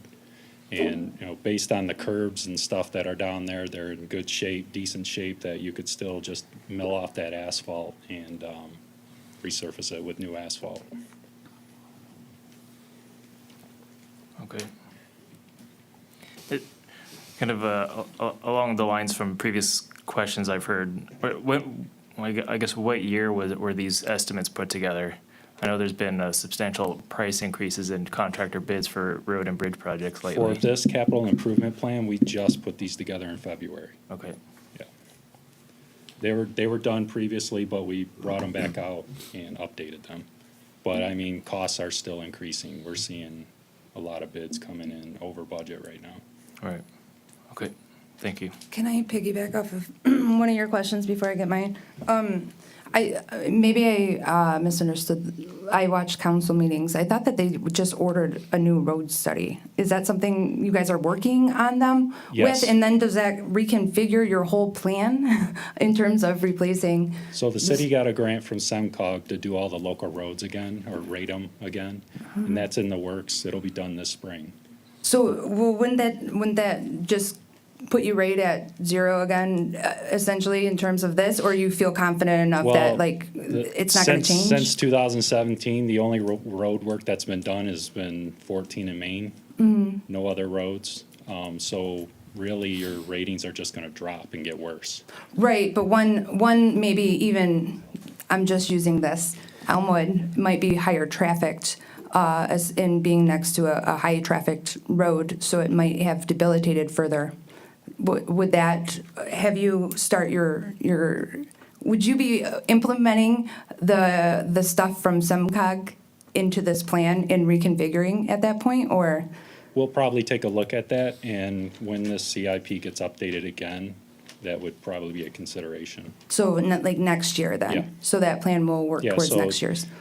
Like Joe mentioned in his presentation, you're gonna see some of these items move around, get moved out, moved in, so that could be one of them. Oh, okay.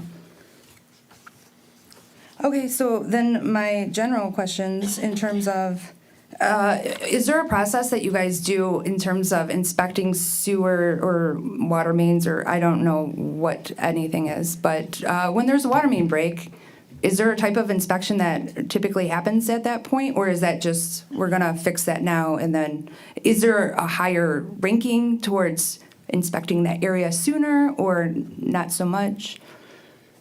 So you can't really inspect a water main. Oh, well, then full- whatever it is you're inspecting. Sewers can be inspected. However, water main breaks, we dig it up, we fix it, we get a good look at it. We keep track. So they don't Lots have of anything to do with records. each other then? This, No, water and sewer are not connected. wait, I thought they were at the road. No. You don't want your sewer with your water. Well, no, not the input water, the output water, obviously. Combined sewer, yeah, so Yes. storm and sewer, that's Right. all together. Right. Yes, but so a water pipe is under pressure with full of water. The sewer, the combined system is not under pressure, so you can send a camera in there, you can inspect it.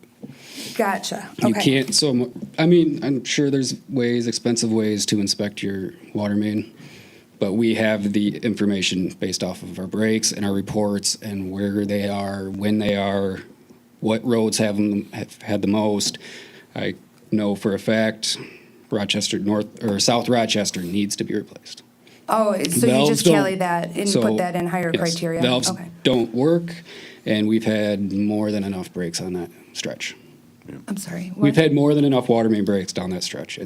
Oh, okay, so it's- that's how you rank So them? that's how I know that needs to be replaced. And then with the project with Royal Oak, redoing that road, we need to get in there and replace our water main. Okay, cool. Man, I'm totally gonna screw up everything I'm gonna say, because I'm not an engineer. But, I know that you said to save it for Public Works, but I think that a lot of the equipment, it seems like it was like 500,000 for a machine to do, was that sewer or water? I don't know. Okay, It was probably you're talking about the Vector Jet.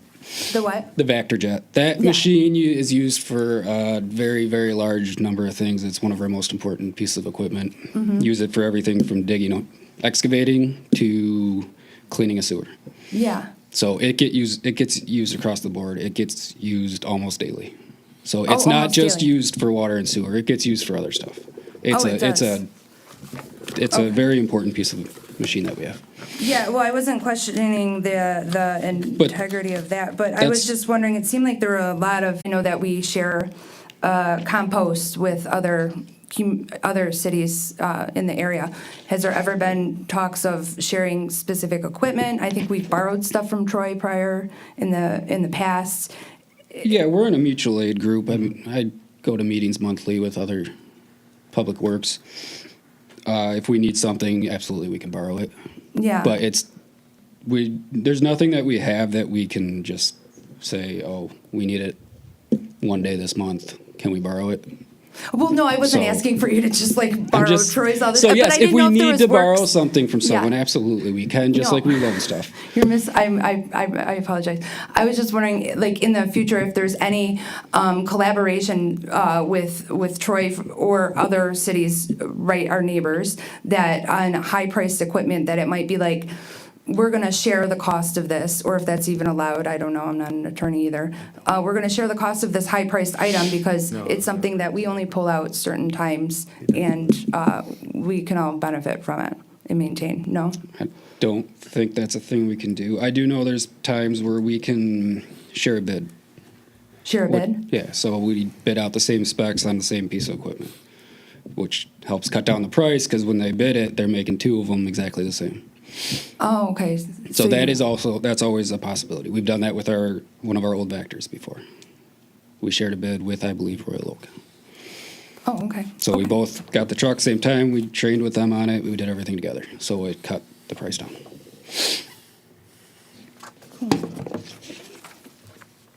One more question on the roads. Yeah. So, of these different road projects that we have listed, I'm trying to recall and imagine in my head whether or not they're asphalt or concrete. But would the intent for these reconstruction projects being to put asphalt back or concrete back? Whatever the road was at the time? Yeah, it would be concrete. Okay. Currently, they're composite sections, so there's Oh, are they? a layer of asphalt on top of concrete. Okay. That's throughout the city? There's areas. Okay. It's mixed and matched. Any other questions? Yeah, I do have one, I'm just trying to find.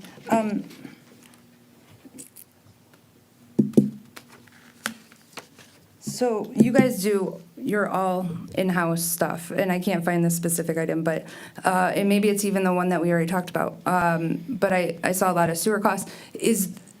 You guys don't outsource any of the sewer costs, like the cleaning out of the sewers? Is that something that a third party comes in and does? Versus, and I think that there was a line item for that. And I was just wondering if you ever thought of outsourcing or discussed outsourcing certain aspects of that and what that might look like. So this is for hiring a company to That is for a company? clean and televise our sewers. We are capable of doing it. We don't have the time to do all of it. I wouldn't think at so. all. So this is for us to hire a company, come in, and within this amount of time, cover the entire city. Yeah, because you guys kind of do just everything? Yeah. Yeah. So that's what that is for hiring a company to come and do it. Okay, cool. All right, thanks. That was my last question, I think. Anyone else? Thank you, Trevor. Thank you. Next would be. I think that we're done, unless I missed another one. I think. Downtown Development Authority's been done. Well, Just at sewers. Yeah, DDA was already done, yeah. No, I think that that's all. Yeah, the last departments. page was DDA, which we already did, so. Did you? Yep. Yep. Okay. Can I ask a general question in terms of, from maybe the city manager, I guess? Just in terms of budgeting in general, I don't know, do you mind? For just a general question, there's nothing standing out specifically in my mind. I know that we've talked a few times about grants, and is there a certain person or department, I know she said Kelly found a grant for her, but what kind of work is done on the back end of things to source grants and find grants for these? And then second follow-up question is, well, I guess you should answer that because mine doesn't have anything to do with that. Thankfully, AEW does do a lot of legwork finding grants for their clients, including us. We also have SEMCOG, who I was just in touch with last week. All of our elected representatives, they reach out to us, and we're actually working on a grant through Congressman Levin's office that's due this week. Last week, we submitted one through Congressman, help me out, Nick. Congresswoman Haley Stevens. Congresswoman Haley Stevens. So, and that was to actually get funding for both the Broadacre, Broadacre and, help me out there, the first project, was it Selfridge Broadacre? Broadacre in Washington. Pardon me, Broadacre in Washington. That was for both the water main and for the street paving. So, and the fact that it was adjacent to the school district, we felt that it was highly marketable, that, you know, we have some planning that we're doing and some intergovernmental cooperation as far as the future is concerned. So we thought that hopefully is desirable for the congressman to endorse. So at every opportunity, we are trying to apply for grant dollars and stretch things out. And so, you know, with this capital improvements plan in the budget, we'll be looking for roughly $3.01 million for those first three projects that Trevor just talked about. And if we end up getting the grant funding for it, I think that's about 1.7 that we applied for. I mean, keep your fingers crossed, but I mean, that would help out immensely. And then, you know, then that savings could be rolled into a future fiscal year's capital improvement, so. Does that stand on its own, or it goes back into the general fund then? If a department, okay, so, and I'm only thinking in terms of like schools, right? Or just government in general, so this is no judgment on Clausen. But you hear sometimes about, well, they gave us the budget for this, so we better hurry up and spend it all before the end. Yeah. So does it trigger back right into general fund, right? I think you're hearing horror stories of federal funding. Yes, but of that's course. that's not a practice at the local level, no. Yeah, so it goes right back to general fund Yes, automatically? yeah, whatever the funding source was, yes. Okay. I think that was my other question. I didn't know they would relate so well. Yeah, that was my other question, so. Mr. Chair, I have a question for you. Sure. And your colleagues. So after we have added questions, what is your pleasure? Would you like presentations then again for the next meeting? Or do you feel that, what's your pleasure? You want a presentation from the department heads? Or are you content with your findings from I think it might be a little late for that.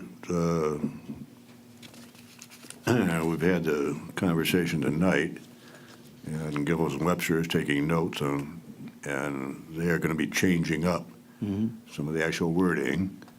And then my assumption is they're bringing it back to us in May.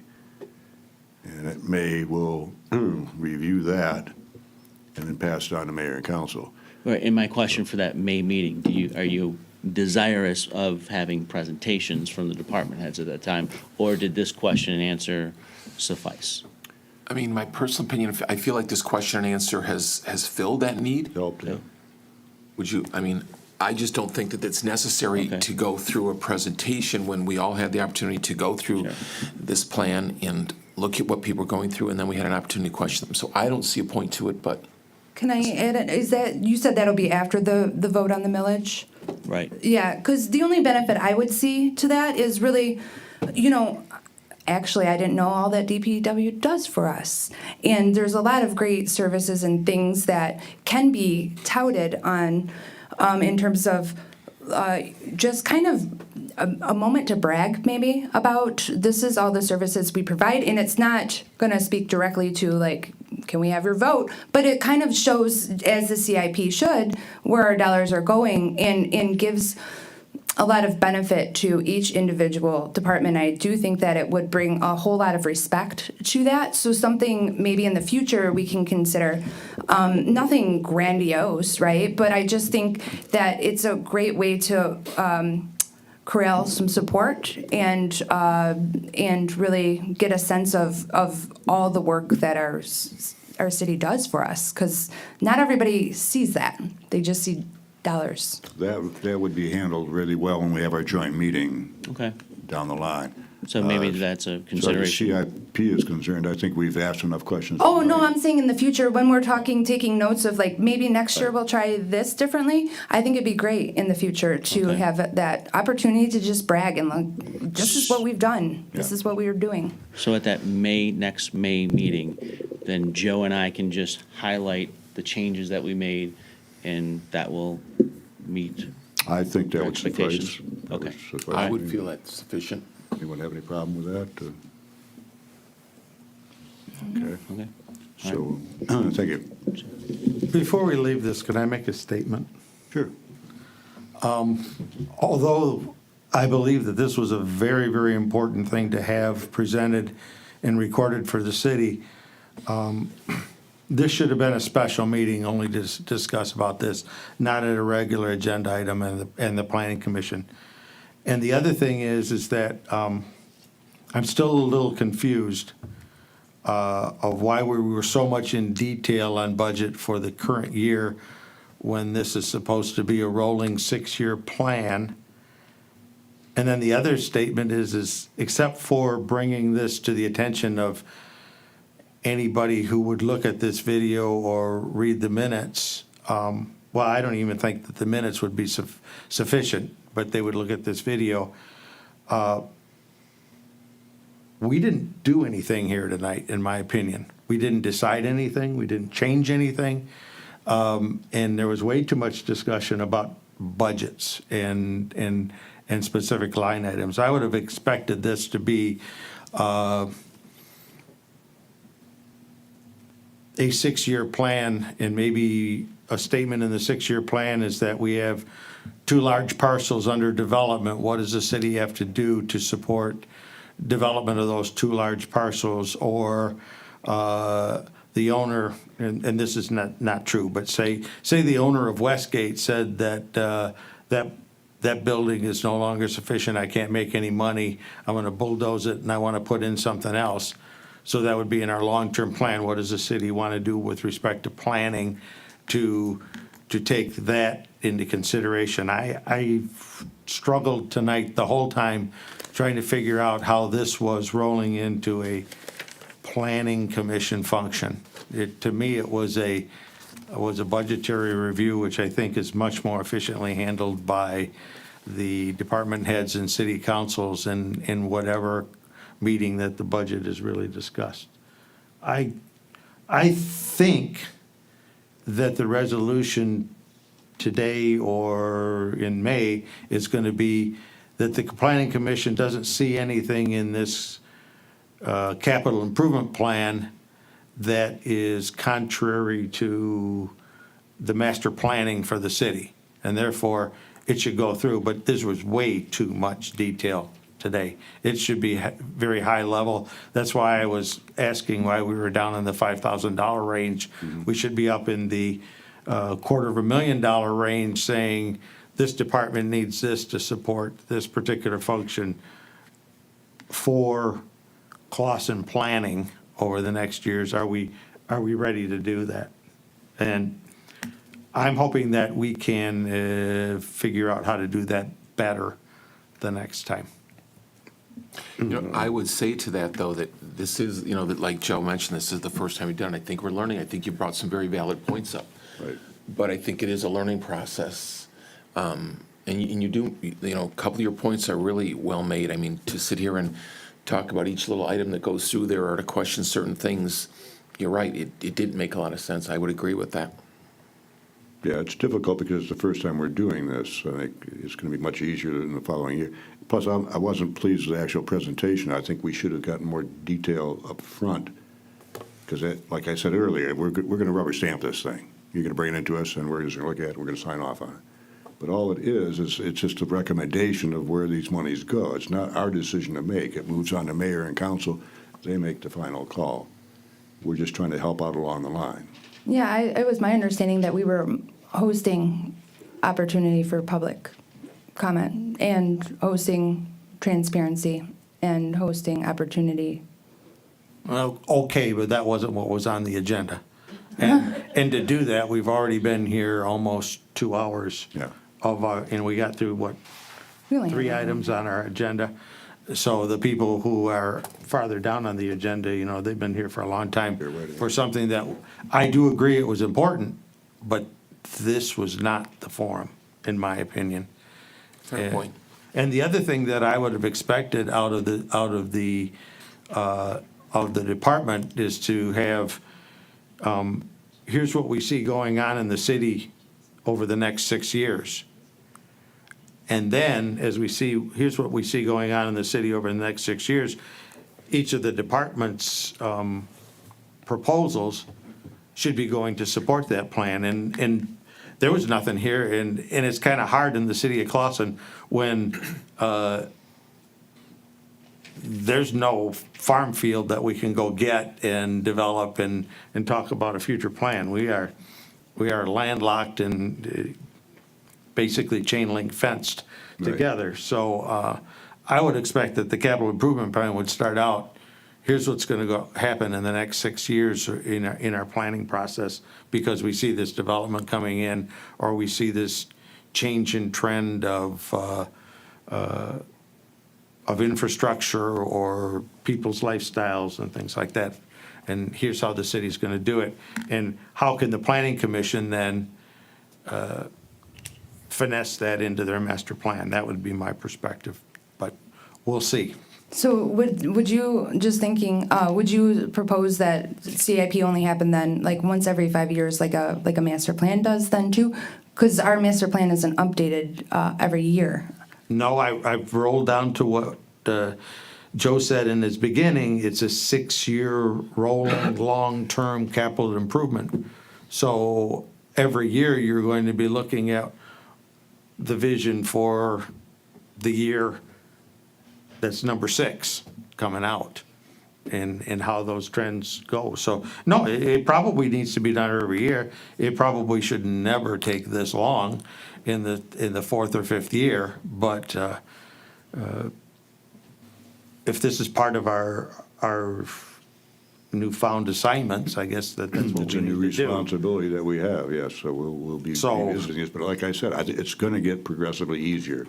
The first year is a hard one to get our feet wet on this. Yeah, and Joe even started, I mean, when you started this, you said that. It's going to be difficult initially, and we'll get to a point where this becomes a much easier and understandable task, so.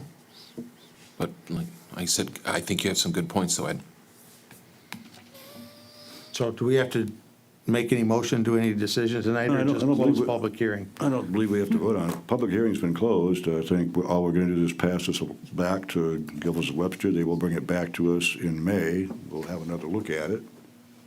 If we have any questions, I'm sure we can contact department heads at that time, but I don't see having them come in here for it.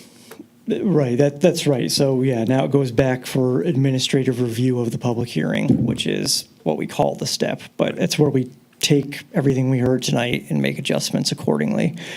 And the question, I guess, is we do have to, because there's a conflict with one of those budget meetings, we do have to move that May 10th meeting a day forward or a day backward. So either Monday, May 9th, or Wednesday, May 11th. So is there a preference that prevails on the planning commission between those two dates? None to me. Is this, it would be a 7:30 meeting then? It would, Like yeah, regular? it'd be a Okay. 7:30 meeting. We'll keep the time the same. But it's a matter of, is there anybody who cannot make one of those two dates in lieu of the 10th? I would prefer it as not Monday to the 9th. Okay, I think I heard Nathan say that as well, so I want to just look at, is Wednesday the 11th work pretty well then? So far, yeah. I will put it in my calendar. Works for me. May 10th. Okay, all right. Put that in your calendars. I'll send a reminder. But we will look at May 11th, Wednesday, May 11th, as the meeting date for the first meeting in May. Thank you. Thank you. Okay, we'll move on to agenda item number 8, which is consideration of a site plan approval for a portable outdoor grill at 220 South Main. Hello. Hello. Hi. Nice to see all of you. And put a face to names. My name is Caitlin Avis with House of Barbecue, and we are hopefully very excited to open. We are opening, but very excited to open soon at 220 South Main Street as a family-friendly, affordable barbecue restaurant. We are award-winning barbecue, and we provide a very plush environment that you can come and have a great beef brisket, mac and cheese bowl, or ribs. We cater to all different dietary restrictions like vegan, vegetarian, halal even, and we have a great 30-minute lunches available that it's a customized barbecue bowl, so we hope to see everyone there. And so House of Barbecue, one of the reasons that our food and our meat is so amazing is we use only natural Michigan cherry and apple wood to smoke our meat. And I do apologize deeply for not making it a forefront that there would be some cooking outside, and that I take responsibility for that. I'm asking permission that on Wednesdays, I've narrowed it down to the bare minimum, that on Wednesday evenings and Sunday evenings from 10 p.m. to 8 a.m., we can have our custom House of Barbecue smoker grill on the premises in the safety. I believe there have been pictures and everything attached, far away from any housing or any, taking all safety precautions to smoke the meat after the neighboring restaurants have closed for the evening as to not interfere with any smells or anything to do with their business. And the meat would then be removed and transported it safely up to code and everything into the restaurant, and then heated to order for some of, for the guests. And after that, the grill would then be removed and, of course, taken care of. But all cleanliness, safety, and community comfort measures would be taken to all extremes to make sure everything's clean for all, pest control and proper storage of the Michigan cherry and apple wood. And that is all. Tell me about the moving that you said, because I think, if I'm picturing correct, right, it's the piece that's in the parking lot right now. Is that what we're referring to? Yes, sir. So how will you move? When you say move it, meaning are you going to move it behind the building, or does it move physically off the location, or what does that constitute? We can move it physically off the location if that's what's necessary. There's no problem with that. It's very easy to, whatever's comfortable. Well, what does the city think? Has anyone from the city spoke to you about, because I wouldn't have a problem if it stayed there. I think for some reason I've always liked the looks of those, but that's just a personal opinion, right? But what does the city say about it staying there? I have not had complete confirmation on it, but I would suggest that just to be safe, perhaps removal, which is not a problem. I think Joe could help us out with what the planning view of it is. And I can go through my report and. We also have a letter from the fire We do have marshal. a letter from the fire marshal as well, so, if you'll excuse me. I didn't I'll go through the, We didn't have that in our packet, did we? Shall I stay up here for any questions? We didn't have the letter from the fire. Could have a seat. marshal. No, it was sent I'll call you sent back. later. We got Just a the, real quick letter, it's small. the letter from the fire marshal was sent this week because it was received this week. So, but I'll go through it. It's just a 2-item letter, so. So this is different from most of our site plans, right? Because typically when we look at a site plan, we're actually looking at physical changes to a site. They're changing something about the building, they're changing something about the parking lot or something. In this case, there's none of that. What they're doing is they're asking to use this portable grill on an ongoing basis. So it sort of changes the operational profile, the use profile of the site without actually physically changing the site. There will be a grill in a particular location, but there's no permanent footings or anything changing about the site. So the Planning Commission is really reviewing 3 things tonight. One is the use of the grill as part of the operations of the restaurant. One is the proposed location and operational profile of the grill. She's talking about those two nighttime grilling sessions. And then any screening and separation measures that are proposed by the applicant to keep the grill from being hit by a car or, et cetera. So when we're looking at this site, it's the old Due restaurant, and the parking lot is to the south of it. And when you go all the way back in that parking lot, there's a dumpster enclosure back there. And the area in front of that dumpster enclosure is an open area of asphalt. There's some parking spaces along the side of the restaurant, and then between those parking spaces and the dumpster enclosure, there's an open area. Now, that open area is, of course, a maneuvering area for the truck that services the dumpsters. So one of the questions that we asked was, how does that work? And they, in their response, noted that they were aware of the Tuesday pickup schedule for the dumpster and will be moving the dumpster out of the way every Tuesday. Now, obviously, if they're taking the grill off the site when it's not cooking something, which would be Sunday and you said Wednesday night, then of course that wouldn't be a problem, right? Because the grill just wouldn't be there on Tuesdays.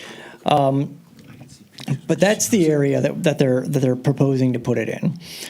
Although I know the area, so I don't really. And so, we did our typical kind of site plan review, though, because we looked at the surrounding sites and what's there. Most of the surrounding zoning is that CMD zoning, the same CMD zoning that the restaurant itself has. There's other restaurants and an ice cream shop and things around this restaurant, right?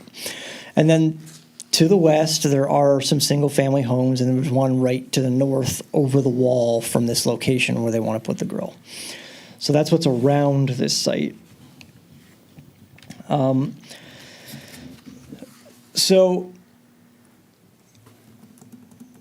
Let's see. A couple of the things that we noted in this letter, I'm fairly certain the grill's not 100% attended during the cooking time, but I wanted to clarify that. So that's a question that. Absolutely will be. Okay, so will be attended while the grill is in operation. So that was something I wanted to clarify tonight. I noted that there was this note that the grill won't always be on site, and I wanted some clarification on that, and I think that was already provided. It won't be on site when it's not in operation. Just as, some notes for ordinance standards, the proposed grill doesn't add to the parking requirement for the restaurant, and it doesn't use existing parking spaces, so parking isn't affected by the use of this grill on site. It's also located out of the path of vehicular circulation through that parking lot. There's 30 feet between its location and the corner of the nearest building to the south. I addressed the trash enclosure already. The required screening wall is in place along the northern and western property lines. That wall is there. It's been there for a very long time. As for the grill itself, they did provide some photos of the grill in the proposed location showing its scale. It's mounted on a trailer. It can be towed to another location. I'm going to throw that up on the screen here just so that people can see what it looks like.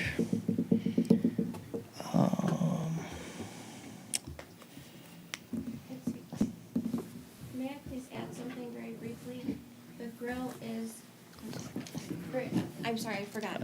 I'm so sorry to interrupt. The grill is a licensed mobile food unit, so it can act as a food truck, just as, it's not just a barbecue trailer. It meets every safety and health standard.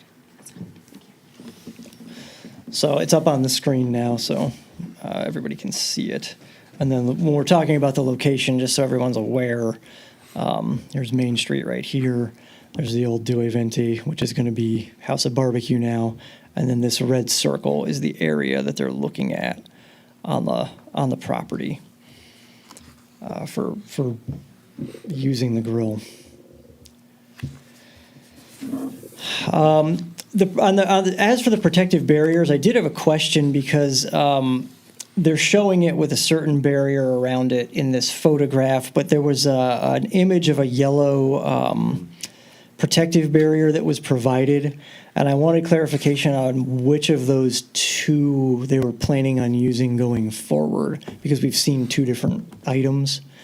So that's something that I'd like them to clarify when I'm through with this, and then the Planning Commission would have, if you're inclined to grant approval, would specify which of the barriers that you're improving. Potential externalities, public safety did bring up the issue of smoke. So I think it would be helpful for the Planning Commission to know how much smoke is produced by the unit, the height of any taller chimney, and how that might affect where the smoke goes. It also does look like they provided an image of a canopy that would cover this in inclement weather. How does that affect the chimneys? Because if you put a canopy over it, you might have some heat going up. Do you have to put a sideways smokestack on it or something? I'd like them to address that. Just what that looks like operationally. And then, the use of the canopy for inclement weather would be approved by you because it would be a recurring thing on the site, right? So in that motion, would we need to specify that it, as the fire marshal instructed, in? Yes, exactly, Yeah, yeah. Because I'll get to his letter in a second. Yeah, but we would have to include that in the motion itself, or is that something that's just standard because it's code kind of thing?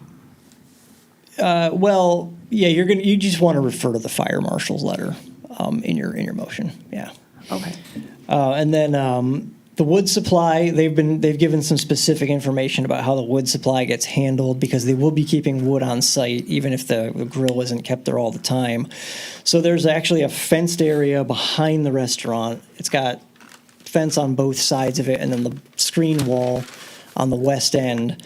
And they would be putting the wood on a rack in there. And I asked about the frequency of turnover on the wood because I didn't want it to become like a haven for chipmunks or something like that.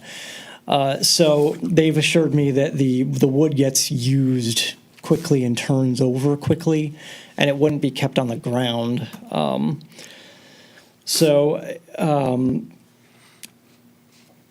then finally, as for the plans, we didn't require a full site plan because they're not actually modifying the site. But if you do feel like you're lacking clarity on any aspect of the proposal, you could request additional information. Now, switching over to that fire department letter, there were two notes in the fire department letter, and they are as follows. The portable barbecue must be a minimum of 10 feet in distance from any structure or combustible material. And he notes that there are two DTE power poles that appear to be within 10 feet. And the garage adjacent to the wall might also be within 10 feet. So there have to be an adjustment to the spacing of the grill from where they're proposing to put it further from that wall and those items that the fire marshal mentions. And then the proposed temporary tent material must be of fire-resistant construction with an NFPA 701 certification. That does have a meaning in the fire code, but none of you are expected to know it because it's kind of an arcane terminology. But that's something that he would be able to verify. If it remains erected or is secured in a permanent manner, then it is considered a permanent structure, which would automatically generate a site plan review. But my understanding is that it would be placed with the grill only in the incidence of inclement weather. And then satisfying my own curiosity, I also had a question about the seasonality, if it's used all winter the same way that it's used all summer. Say that last part again, Joe. The seasonality of the grill, is it used all year the same way, or is there a time of year when it's unlikely to be in operation on the site? But asking him about that, Joe, would that, I'm not sure why we would ask that question. That was mostly for my curiosity. Okay. But that was my report. If you have any questions for me, I'm happy to answer them, or we could go back to them. Where do we stand on the fire marshal's report here saying it must be a minimum of 10 feet away and the power poles are within the 10 feet? The Yeah, wall is within 10 feet. They do have room to make that adjustment without interfering with the traffic flow in the parking lot. I actually measured that. Okay, the 10 feet has been established by who? By the fire marshal? That's the fire, yeah, that's the fire code standard. And right now, they're proposed to be 8 feet from those things. So they it's have to conform to 10 feet? Yeah, they would have to conform to 10 Otherwise, we will feet. not permit. Yeah, that would be the fire marshal's call to not permit it within 10 feet of those items. Joe, we're not supposed to know how this is, like, the food department's gonna come and regulate other things, right? Like, I don't know. Oh, yeah, in terms of whether or not it's compliant with the health code and things like that, that's not really In the our water that might department. come from, I know there's a sink, is there like, is That's that within also- our privy to like ask, where's the water go? Is it a tank and how that's gonna be managed, or? I'll let them confirm this, but I do believe it's a tank, and it is subject to health department inspection, yeah. So that's something we don't necessarily need to worry too much about? Right, it's Okay. not really within our purview, yeah. Okay. Yeah. It obviously won't go into the parking lot, though. That's great, yeah, Right, unless it exactly, yeah, does, I mean, right. because then if it splashes. And then also, have you gotten a feel for the neighbors, not residential, I'm saying, the ones that share that garbage? Does it restrict at all the access to that? No, that was something I was actually concerned about when I saw the original proposal, but there's actually a fair amount of room between this and the dumpster enclosure. So in terms of opening the gates to the dumpster enclosure and actually putting something in the dumpster, this does not impede that access. That's something I checked on early in this process. And was there something that would say, stop an employee who is taking out the trash from opening the grill and taking a juicy rib off the grill, or no? I believe the grill locks, and it is attended while it's in operation, so. Oh, right, you said attended, so someone's, even in inclement weather, well, yeah. Yeah. Right. And another thing I'll note is that the maximum temperature of the grill is 250 degrees. It's a slow cook, so it's not like a 500-degree open flame or something. Yeah. But that's important to note. But smoke was probably the biggest externality that came up when we mentioned this around the staff. Public safety in particular asked, what's the smoke like? So that's something that we'd like them to address. So the smoke situation, and obviously when Woodpile opened up, same issue came up there. And they used to have, I don't know if they still do their own grilling there, I don't think they do, but they used to. And that was a concern, and neighbors came in, and neighbors talked about it. But just because I knew two people right on that block, because it's a block, I'm on the other side, people said, yeah, it was kind of a non-issue after coming in. Literally, one of them is the house that butts right up next to it. I know the people live there. And they came through and talked about the fact that it really was more of a non-issue than they really thought. They were concerned about it, but then when it actually happened, they're just like, no, it's just like smelling someone that has a fire going in their backyard, or if you're up north. So it really isn't as much of an issue as you think it would be initially, because you think, oh my God, they're smoking something all night long. But I think it became a non-issue Woodpile, and I would feel hopefully that it would be the same thing here. Well, is there a difference, though, between an outdoor smoker and theirs is internal, right? Inside, Woodpile's is inside. No, they had an outdoor one. They had an outdoor It one. was outdoor just originally, the initial Oh, one. it's inside now, isn't it? I No, they thought. cook in a commissary now, so they don't actually do as much cooking there. They bring it from their Madison Heights location where they have more room. But they used to, when they first started, had an outdoor grill. They had a It big had a one out little, there. like, tarped area too, but it was outside, and so Oh, the smoke was interesting. directly outside. Okay. Yeah, it's probably 5 or 6 years ago now, but that was how it was originally operated. I'm curious as to why you didn't require a site plan, because I can't figure out what's going on here. And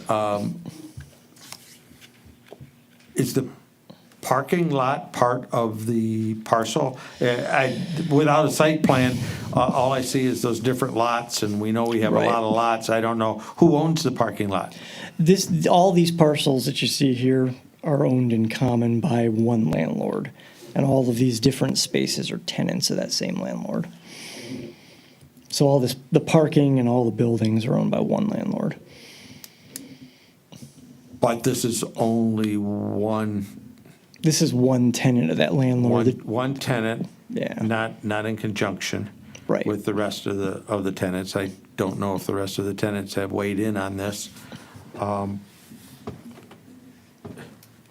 know it's stated as temporary,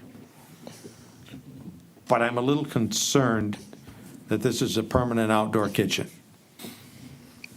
Well, I would say, in a sense, it is. It's a recurring temporary use. So twice a week, it's a permanent use, essentially. Yeah, I agree with that. There's no guarantee.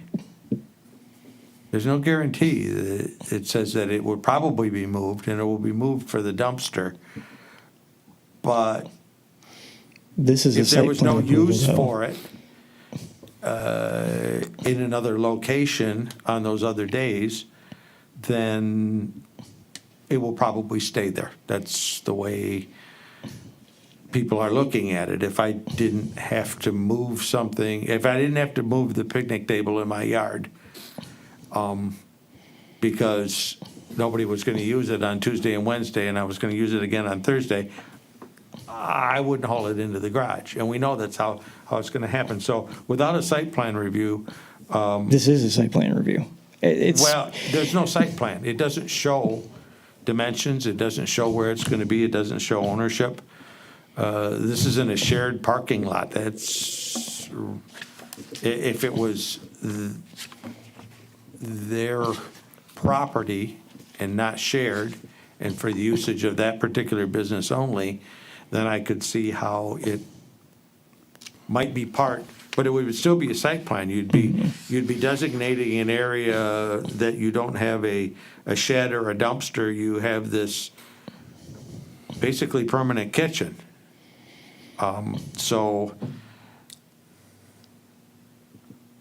I don't think, from the planning commission's perspective, that we have all of the details as to what's going to happen.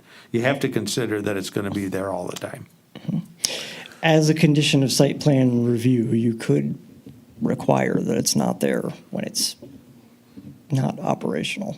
I mean, that But is. if it's not there when it's not operational and it's not cooking during the daylight hours, then why is it being cooked there at all? Why wasn't it be cooked in another business location where that is permitted? Now, I'm not saying that it's not the thing to do, but. Sure, it's a valid question for the applicant. Yeah, why here? It's not defined. Mhm. So I would think that if we gave approval, you'd want a site plan that said it doesn't have to be moved for the dumpster.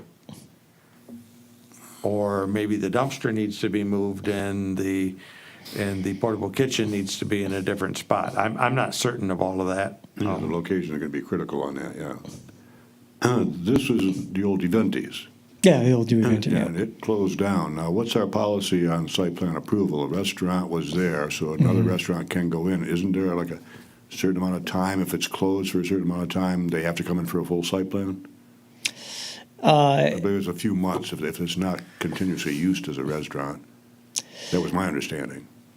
Yeah, I can't recall exactly what the provision in the I don't know ordinance when says. Eventes moved out. But yeah, it's. Eventes moved out in October of 2021. And if the building stays Yeah. vacant for a certain length of time, that automatically keys us up for a new site plan for the entire place.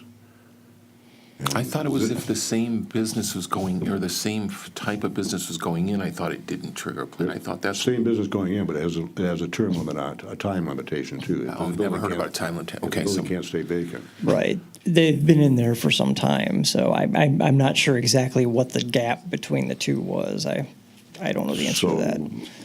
Agreeing with Mr. Sanaki down here, we're not really seeing a site plan per se. We're seeing a requirement for a approval of a site plan, but it's kind of iffy. I mean, you're telling me that they can conform, well, they must conform to staying 10 feet away from every flammable object, and that is a possibility that can be done. Right, yeah. Okay, well, somehow we have to lock that in, that's exactly what's done, and every time it's taken away, it's put back at the same place. We don't want it moving around all the time. And if it's not interfering with the parking space, then maybe it ought to be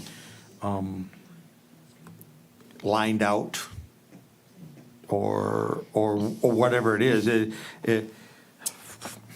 But it can't be, because they're saying that if it was there during garbage pickup time, then you couldn't do that. So it can't be set in a permanent space. Well, paint some hazard lines on the ground, and they can park it within the lines. Oh, you mean so lined out so that when they do bring it each time? I mean, I think that's a fair request. That would almost make sense. Yeah. Yeah, I mean, that's certainly a viable condition. And of approval. more than likely, the grill is not, it might be cooking after closing time, but more than likely, the grill is not gonna roll in 2.5 minutes before it's time to cook. It's probably gonna be there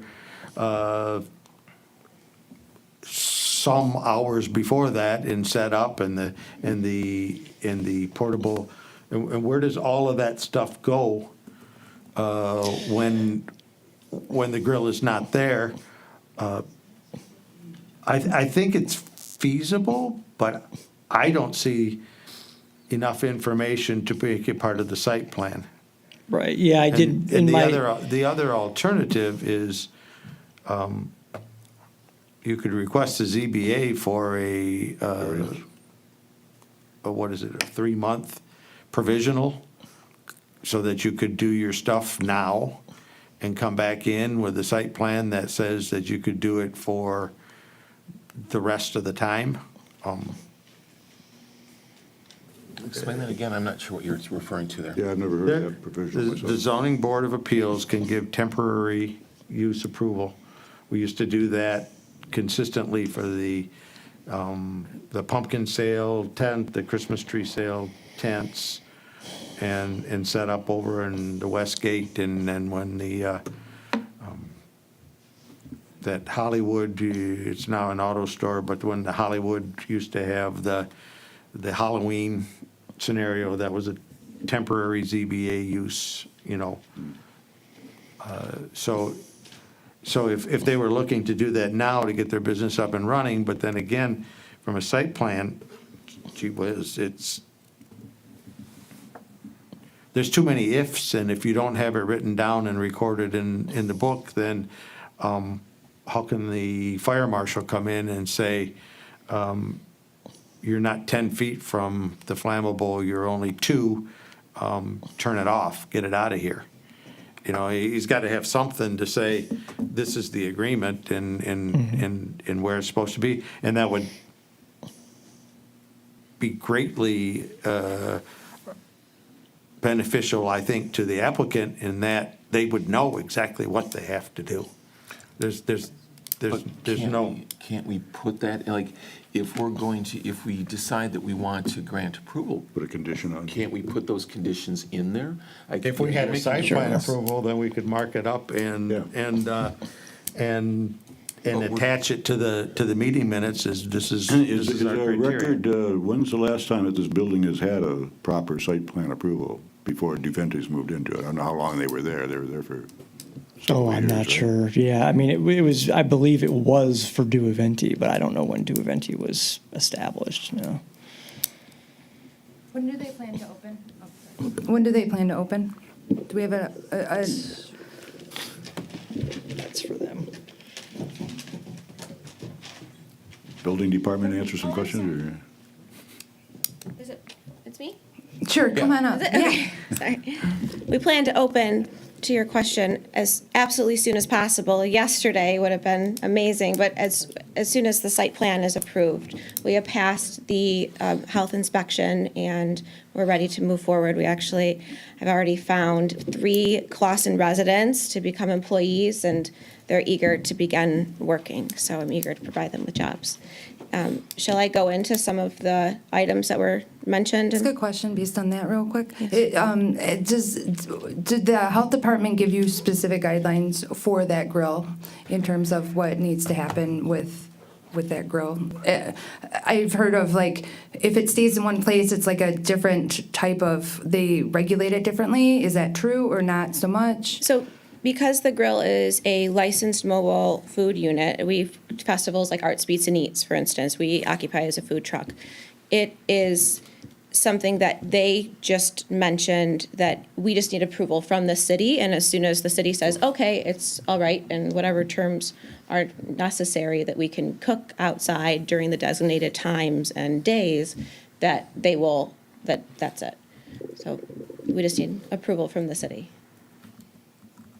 Do you think you can accomplish putting this 10 feet away from everything flammable? Absolutely. Every single safety precaution is measured. And my father always tells me that trust is earned and not given, and I completely understand all questions and apprehensions regarding the grill, being it fire and safety and community. But we, as House of Barbecue, plan to become a staple in Clawson as a family restaurant that people can enjoy business meetings and birthdays and, you know, everything in between that. And we will, as far as some of the measures for ensuring that if allowed, we can use some sort of marker, just that if somebody wants to walk by and say, is the grill in the designated area, they can easily say yes or no. But we, as House of Barbecue, will always make sure that that is addressed. As far as the sink usage, I'm sorry. Can we stop on that point for a second?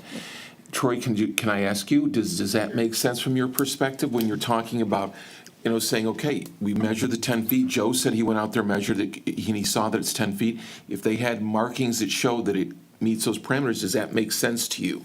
If that's what makes it easy for you guys, markings, then that's fine. I mean, I carry a tape measure on the truck, so I can measure it. But it's gonna, I mean, you're gonna be able to walk up to it and tell if it's safe distance. But it's moved in and out quite often. Yeah, and they're gonna move it all the time, so I'm pretty sure they'll find a comfortable spot to put it. That'll be comfortable for them. It's in a trailer, so I don't imagine they're actually gonna wanna leave it there, because it may end up missing.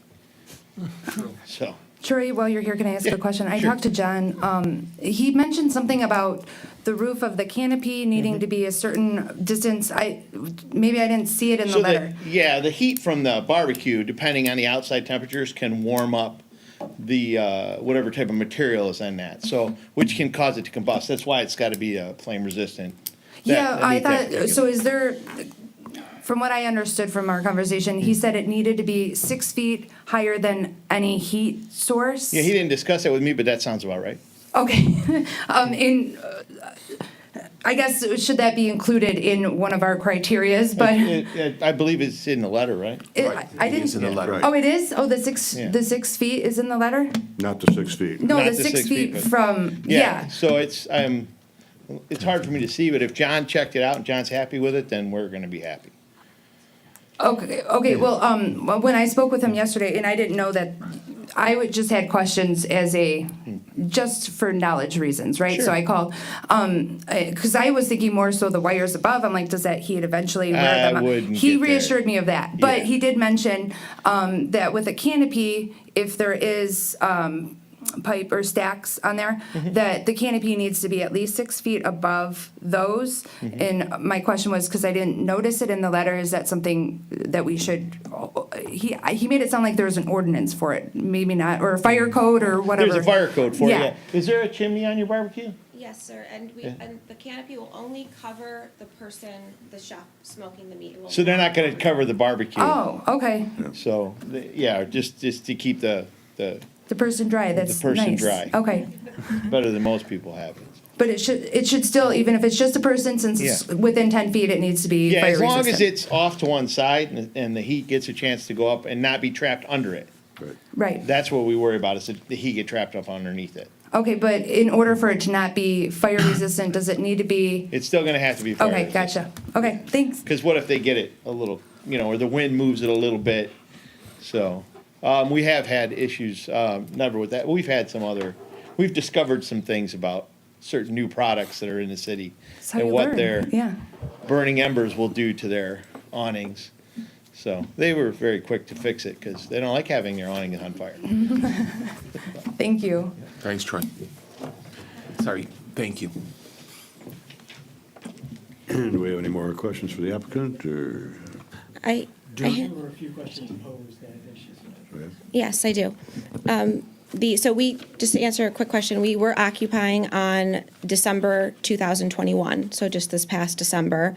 And the sink usage, I believe I did touch on briefly, but it is only used for festivals, such as Arts, Beats, and Eats, for instance, where we are there. But in terms of the restaurant, we would only use the proper hand washing stations designated by the health department at that time. So there would be no gray water at all in the parking lot. And I think that's the only thing I have to address unless there's any questions.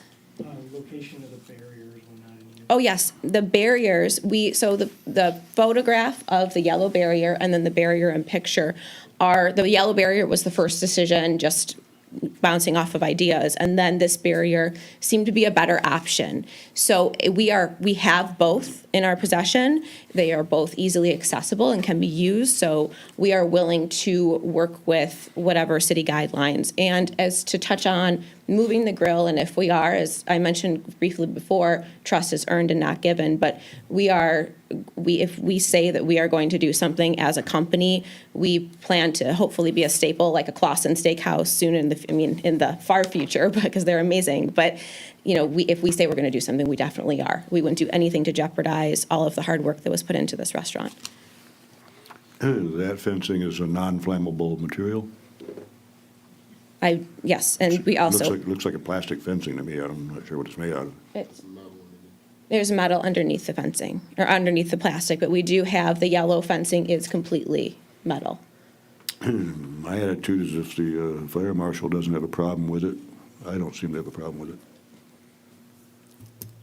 How do we feel?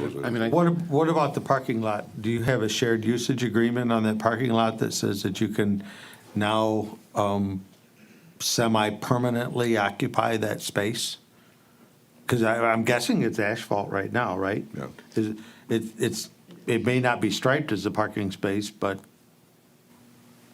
it's asphalted, so it's got some use to it. It's not like you're taking a lawn section and making it into a usage. So how did you get consensus with the other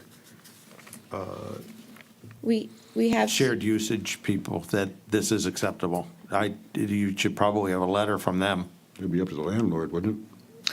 Yeah, doesn't the landlord, the same person owns all three of those buildings? Well, I do think that in terms Excuse of me, I'm maybe a sorry, I was delivery. talking. Oh, I thought you were So the landlord done. owns the same three buildings, correct? Yes. So do they need to have a shared usage in there if it's the same landlord to the same buildings? I think as the landlord gives agreement to it, I don't see a problem with that either. Are you done now? Is it okay? I think we're still discussing this point. I'm sorry, are we taking something? I thought I was part of the committee. I'm sorry, I thought I was part of the commission. discuss it. So in terms of that, to add to your point, I would think that it may affect delivery of other restaurants there if that's used to turn around. So to your point, I think it might be beneficial to know input from the other shared businesses. So what hours do you plan on barbecuing? From 10 p.m. till 8 a.m. So you don't have deliveries at 10 p.m., you don't have deliveries before 8 a.m. So it's not going to affect deliveries. No. Garbage pickup, it won't affect. You are telling us that you're going to be removing that. Yes. On the days you're not using it. Yes. I mean, and if they have it marked off in the area, it seems to cover everything, because they're not gonna be affecting the businesses, because no one's gonna be parking there. Charlie's isn't open during that time, that's the only person occupying the other building. So they're not taking away from their business time. I don't know what time Charlie's breakfast starts at, but I don't think they're getting an influx, so much people that outside parking in the street, and that parking would be taken. I don't know, I don't see a problem with what they're looking to do. So is the landlord okay with all of this? Yes, absolutely. Absolutely. Okay. And one more thing. When you're going to transport everything, the fencing and everything out? Absolutely. So the fencing, we are going to store it in the back area and it will be wiped down. I mean, nothing will get on it, but we will, of course, clean it every time. Absolutely. It'll be like it's never there, besides if a marker is required on the floor. If I might have a brief pause right now, I'd have to call for a vote. We're not, by ordinance, we're not supposed to continue a meeting after 10 o'clock unless we vote on it. So Mr. Chair, make a motion that we extend it for, I make a motion that we extend the planning commission meeting for April, what is the date today, 12th? Yes. April 12th, for another 30 minutes? good. Second. Yes, second. Roll call, please. Mr. Fitzer? Yes. Mr. Cusero? Yes. Mr. Harrow? Yes. Mr. Nushai? Yes. Ms. Redmond? Yes. Mr. Sanaki? Yes. Mr. Timlin? Yes. Mr. Watson? Yes. Motion carries. Thank you. Back to normal. I have no further, unless there's any more questions. truly hope to be able to open. Do you plan on in the future moving something, having something more indoors or more permanent in the future, or when you want to be a staple, you know? So to perhaps, maybe that will be for another location, maybe, or hopefully within Clawson, but as far as the size and what this new location can, as our first brick and mortar, can accomplish, this is definitely what we're looking for. We're to keep the smoked flavor that you get from House of Barbecue's meats and foods. It truly requires hours of slow, low heat smoking with cherry and applewood. Where's your other location? Just curious. Oh, we don't have another you location. This don't? is I the thought first it said brick and... you did. No, Oh, no, no. okay. If we did in the future, we would perhaps in the build something, but this is it for right now. I shouldn't assume anything. Are you going to be using the front patio for seating? Yes, absolutely. That is, hopefully we'll have a great seating area for the front patio and Sunday brunch. So absolutely, that was yes, that answered your question. I just have one more. It was mentioned that you have to maintain a presence near it or monitor it all the time. What is that? What is the origin of that requirement? Well, every hour, the grill has to be. Would you like to come up and address? Good evening, and thank you for staying so late. We're sorry for This is chef and part owner. We own House of Barbecue. Every hour, the grill has to be fed one log at a time. So someone always has to be there. There cannot be, the fire will go out. I don't use any type of gases or anything. It's all natural. So, okay.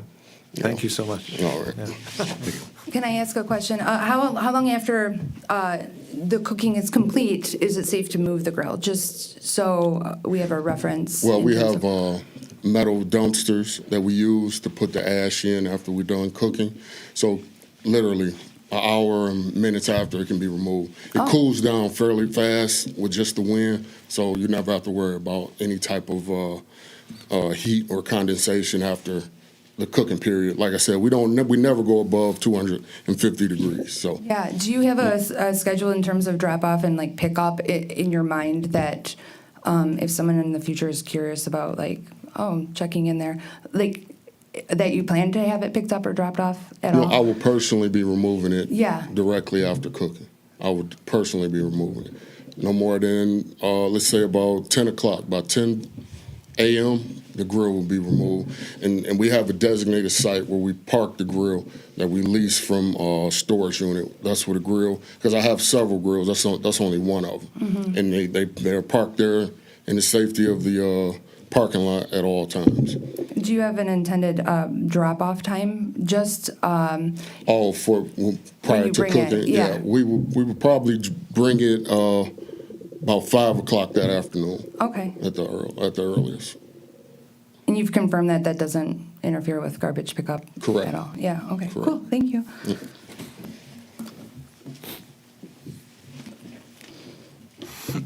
I'd entertain a motion if someone was so inclined. I'll make a motion. I make a motion to approve. Hold on a second. Let me get to the top here so I can get the right address. Sorry. I make a motion to approve the site plan review for 220 South Main Street Home Barbecue, right? House of Barbecue. House Barbecue. God, I was of close yeah. too. House of Barbecue. You have now two houses. I'm sorry. I'm sorry, House that's of. okay. I'm sorry. I apologize. With the conditions that there are markings for the location of the grill, and the material that they use to cover the person cooking on the grill is flame retardant and 6 feet tall, Troy, was it? Yeah, whatever's in the. And any other requirements that we need there? 10 feet away is one of the fire marshal's Yep, requirements. 10 feet away from all beers, meeting the requirements of the fire department letter. And I think that's it. Are we going to speak of removal and placement? I'm sorry, say it again? Are we going to speak of removal and placement in your Oh, the removal times, so that you're going to have it there twice a week, Tuesdays and Sundays. It's removed after it's going through. It doesn't stay in that parking lot during those periods. Correct. Yes, Wednesdays and Sundays. Thank you. Sorry, Wednesdays and Sundays. Support. Motion, I have support. Roll call, please.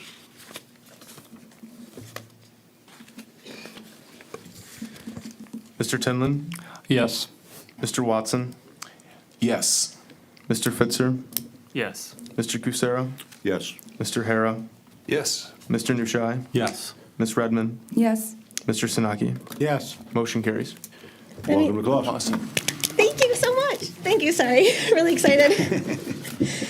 It's so cool. I can't wait until everyone I live comes. a block from your restaurant. I'm excited about it. Oh my gosh, it's so good. And it's so family friendly. We have young children and there's changing tables in both bathrooms. There's little child toilet seats. There's available, the quick 30-minute lunches are amazing and it's just going to be really fun. We're really excited to have everybody. Thank you so much for having us. Thank you. Good luck. So grateful.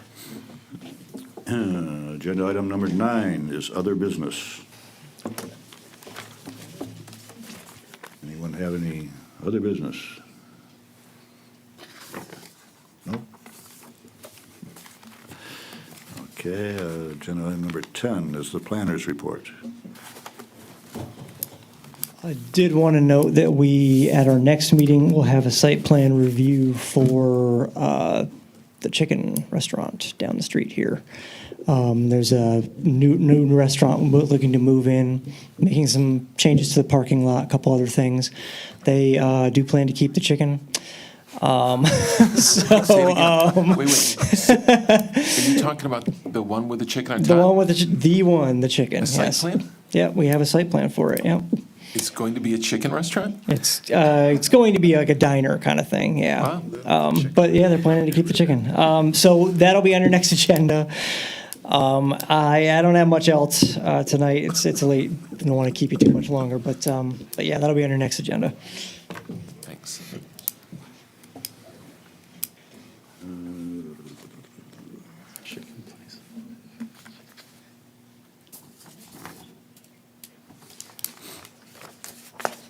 Okay, staff report and training opportunities. It was part of it in our packet, right?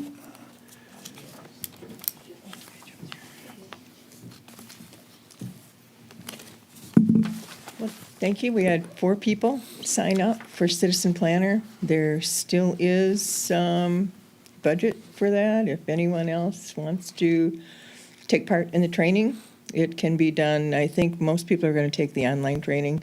You can do it on your own time, decide when you want to take sessions. So please let me know if you want to sign up. So did you get signed up? Okay, good. And that was it, other than if you do have time on your calendars, April 28th at 9 a.m. is the grand opening for Ace Hardware. Oh, cool. The chain cutting? The chain cutting, yes. Like she said, we're hardware guys, so they're doing a chain cutting, and that's at 9 o'clock. They'll have refreshments, so they really want to show off their space to everybody. Very cool. Any questions? We're good? Thanks. Thank you. Legal update. Oh, good to see you, by the way. Okay, I'll entertain a motion to adjourn. I make a motion to adjourn our planning commission meeting. Support. Support. Roll call, please. Mr. Kucera? Yes. Mr. Hara? Yes. Mr. Nushai? Yes. Ms. Redmond? Mr. Sinaki? Yes. Mr. Tinlin? Yes. Mr. Watson? Yes. Mr. Fitzer? Yes. Meeting's adjourned. Thank you, everyone.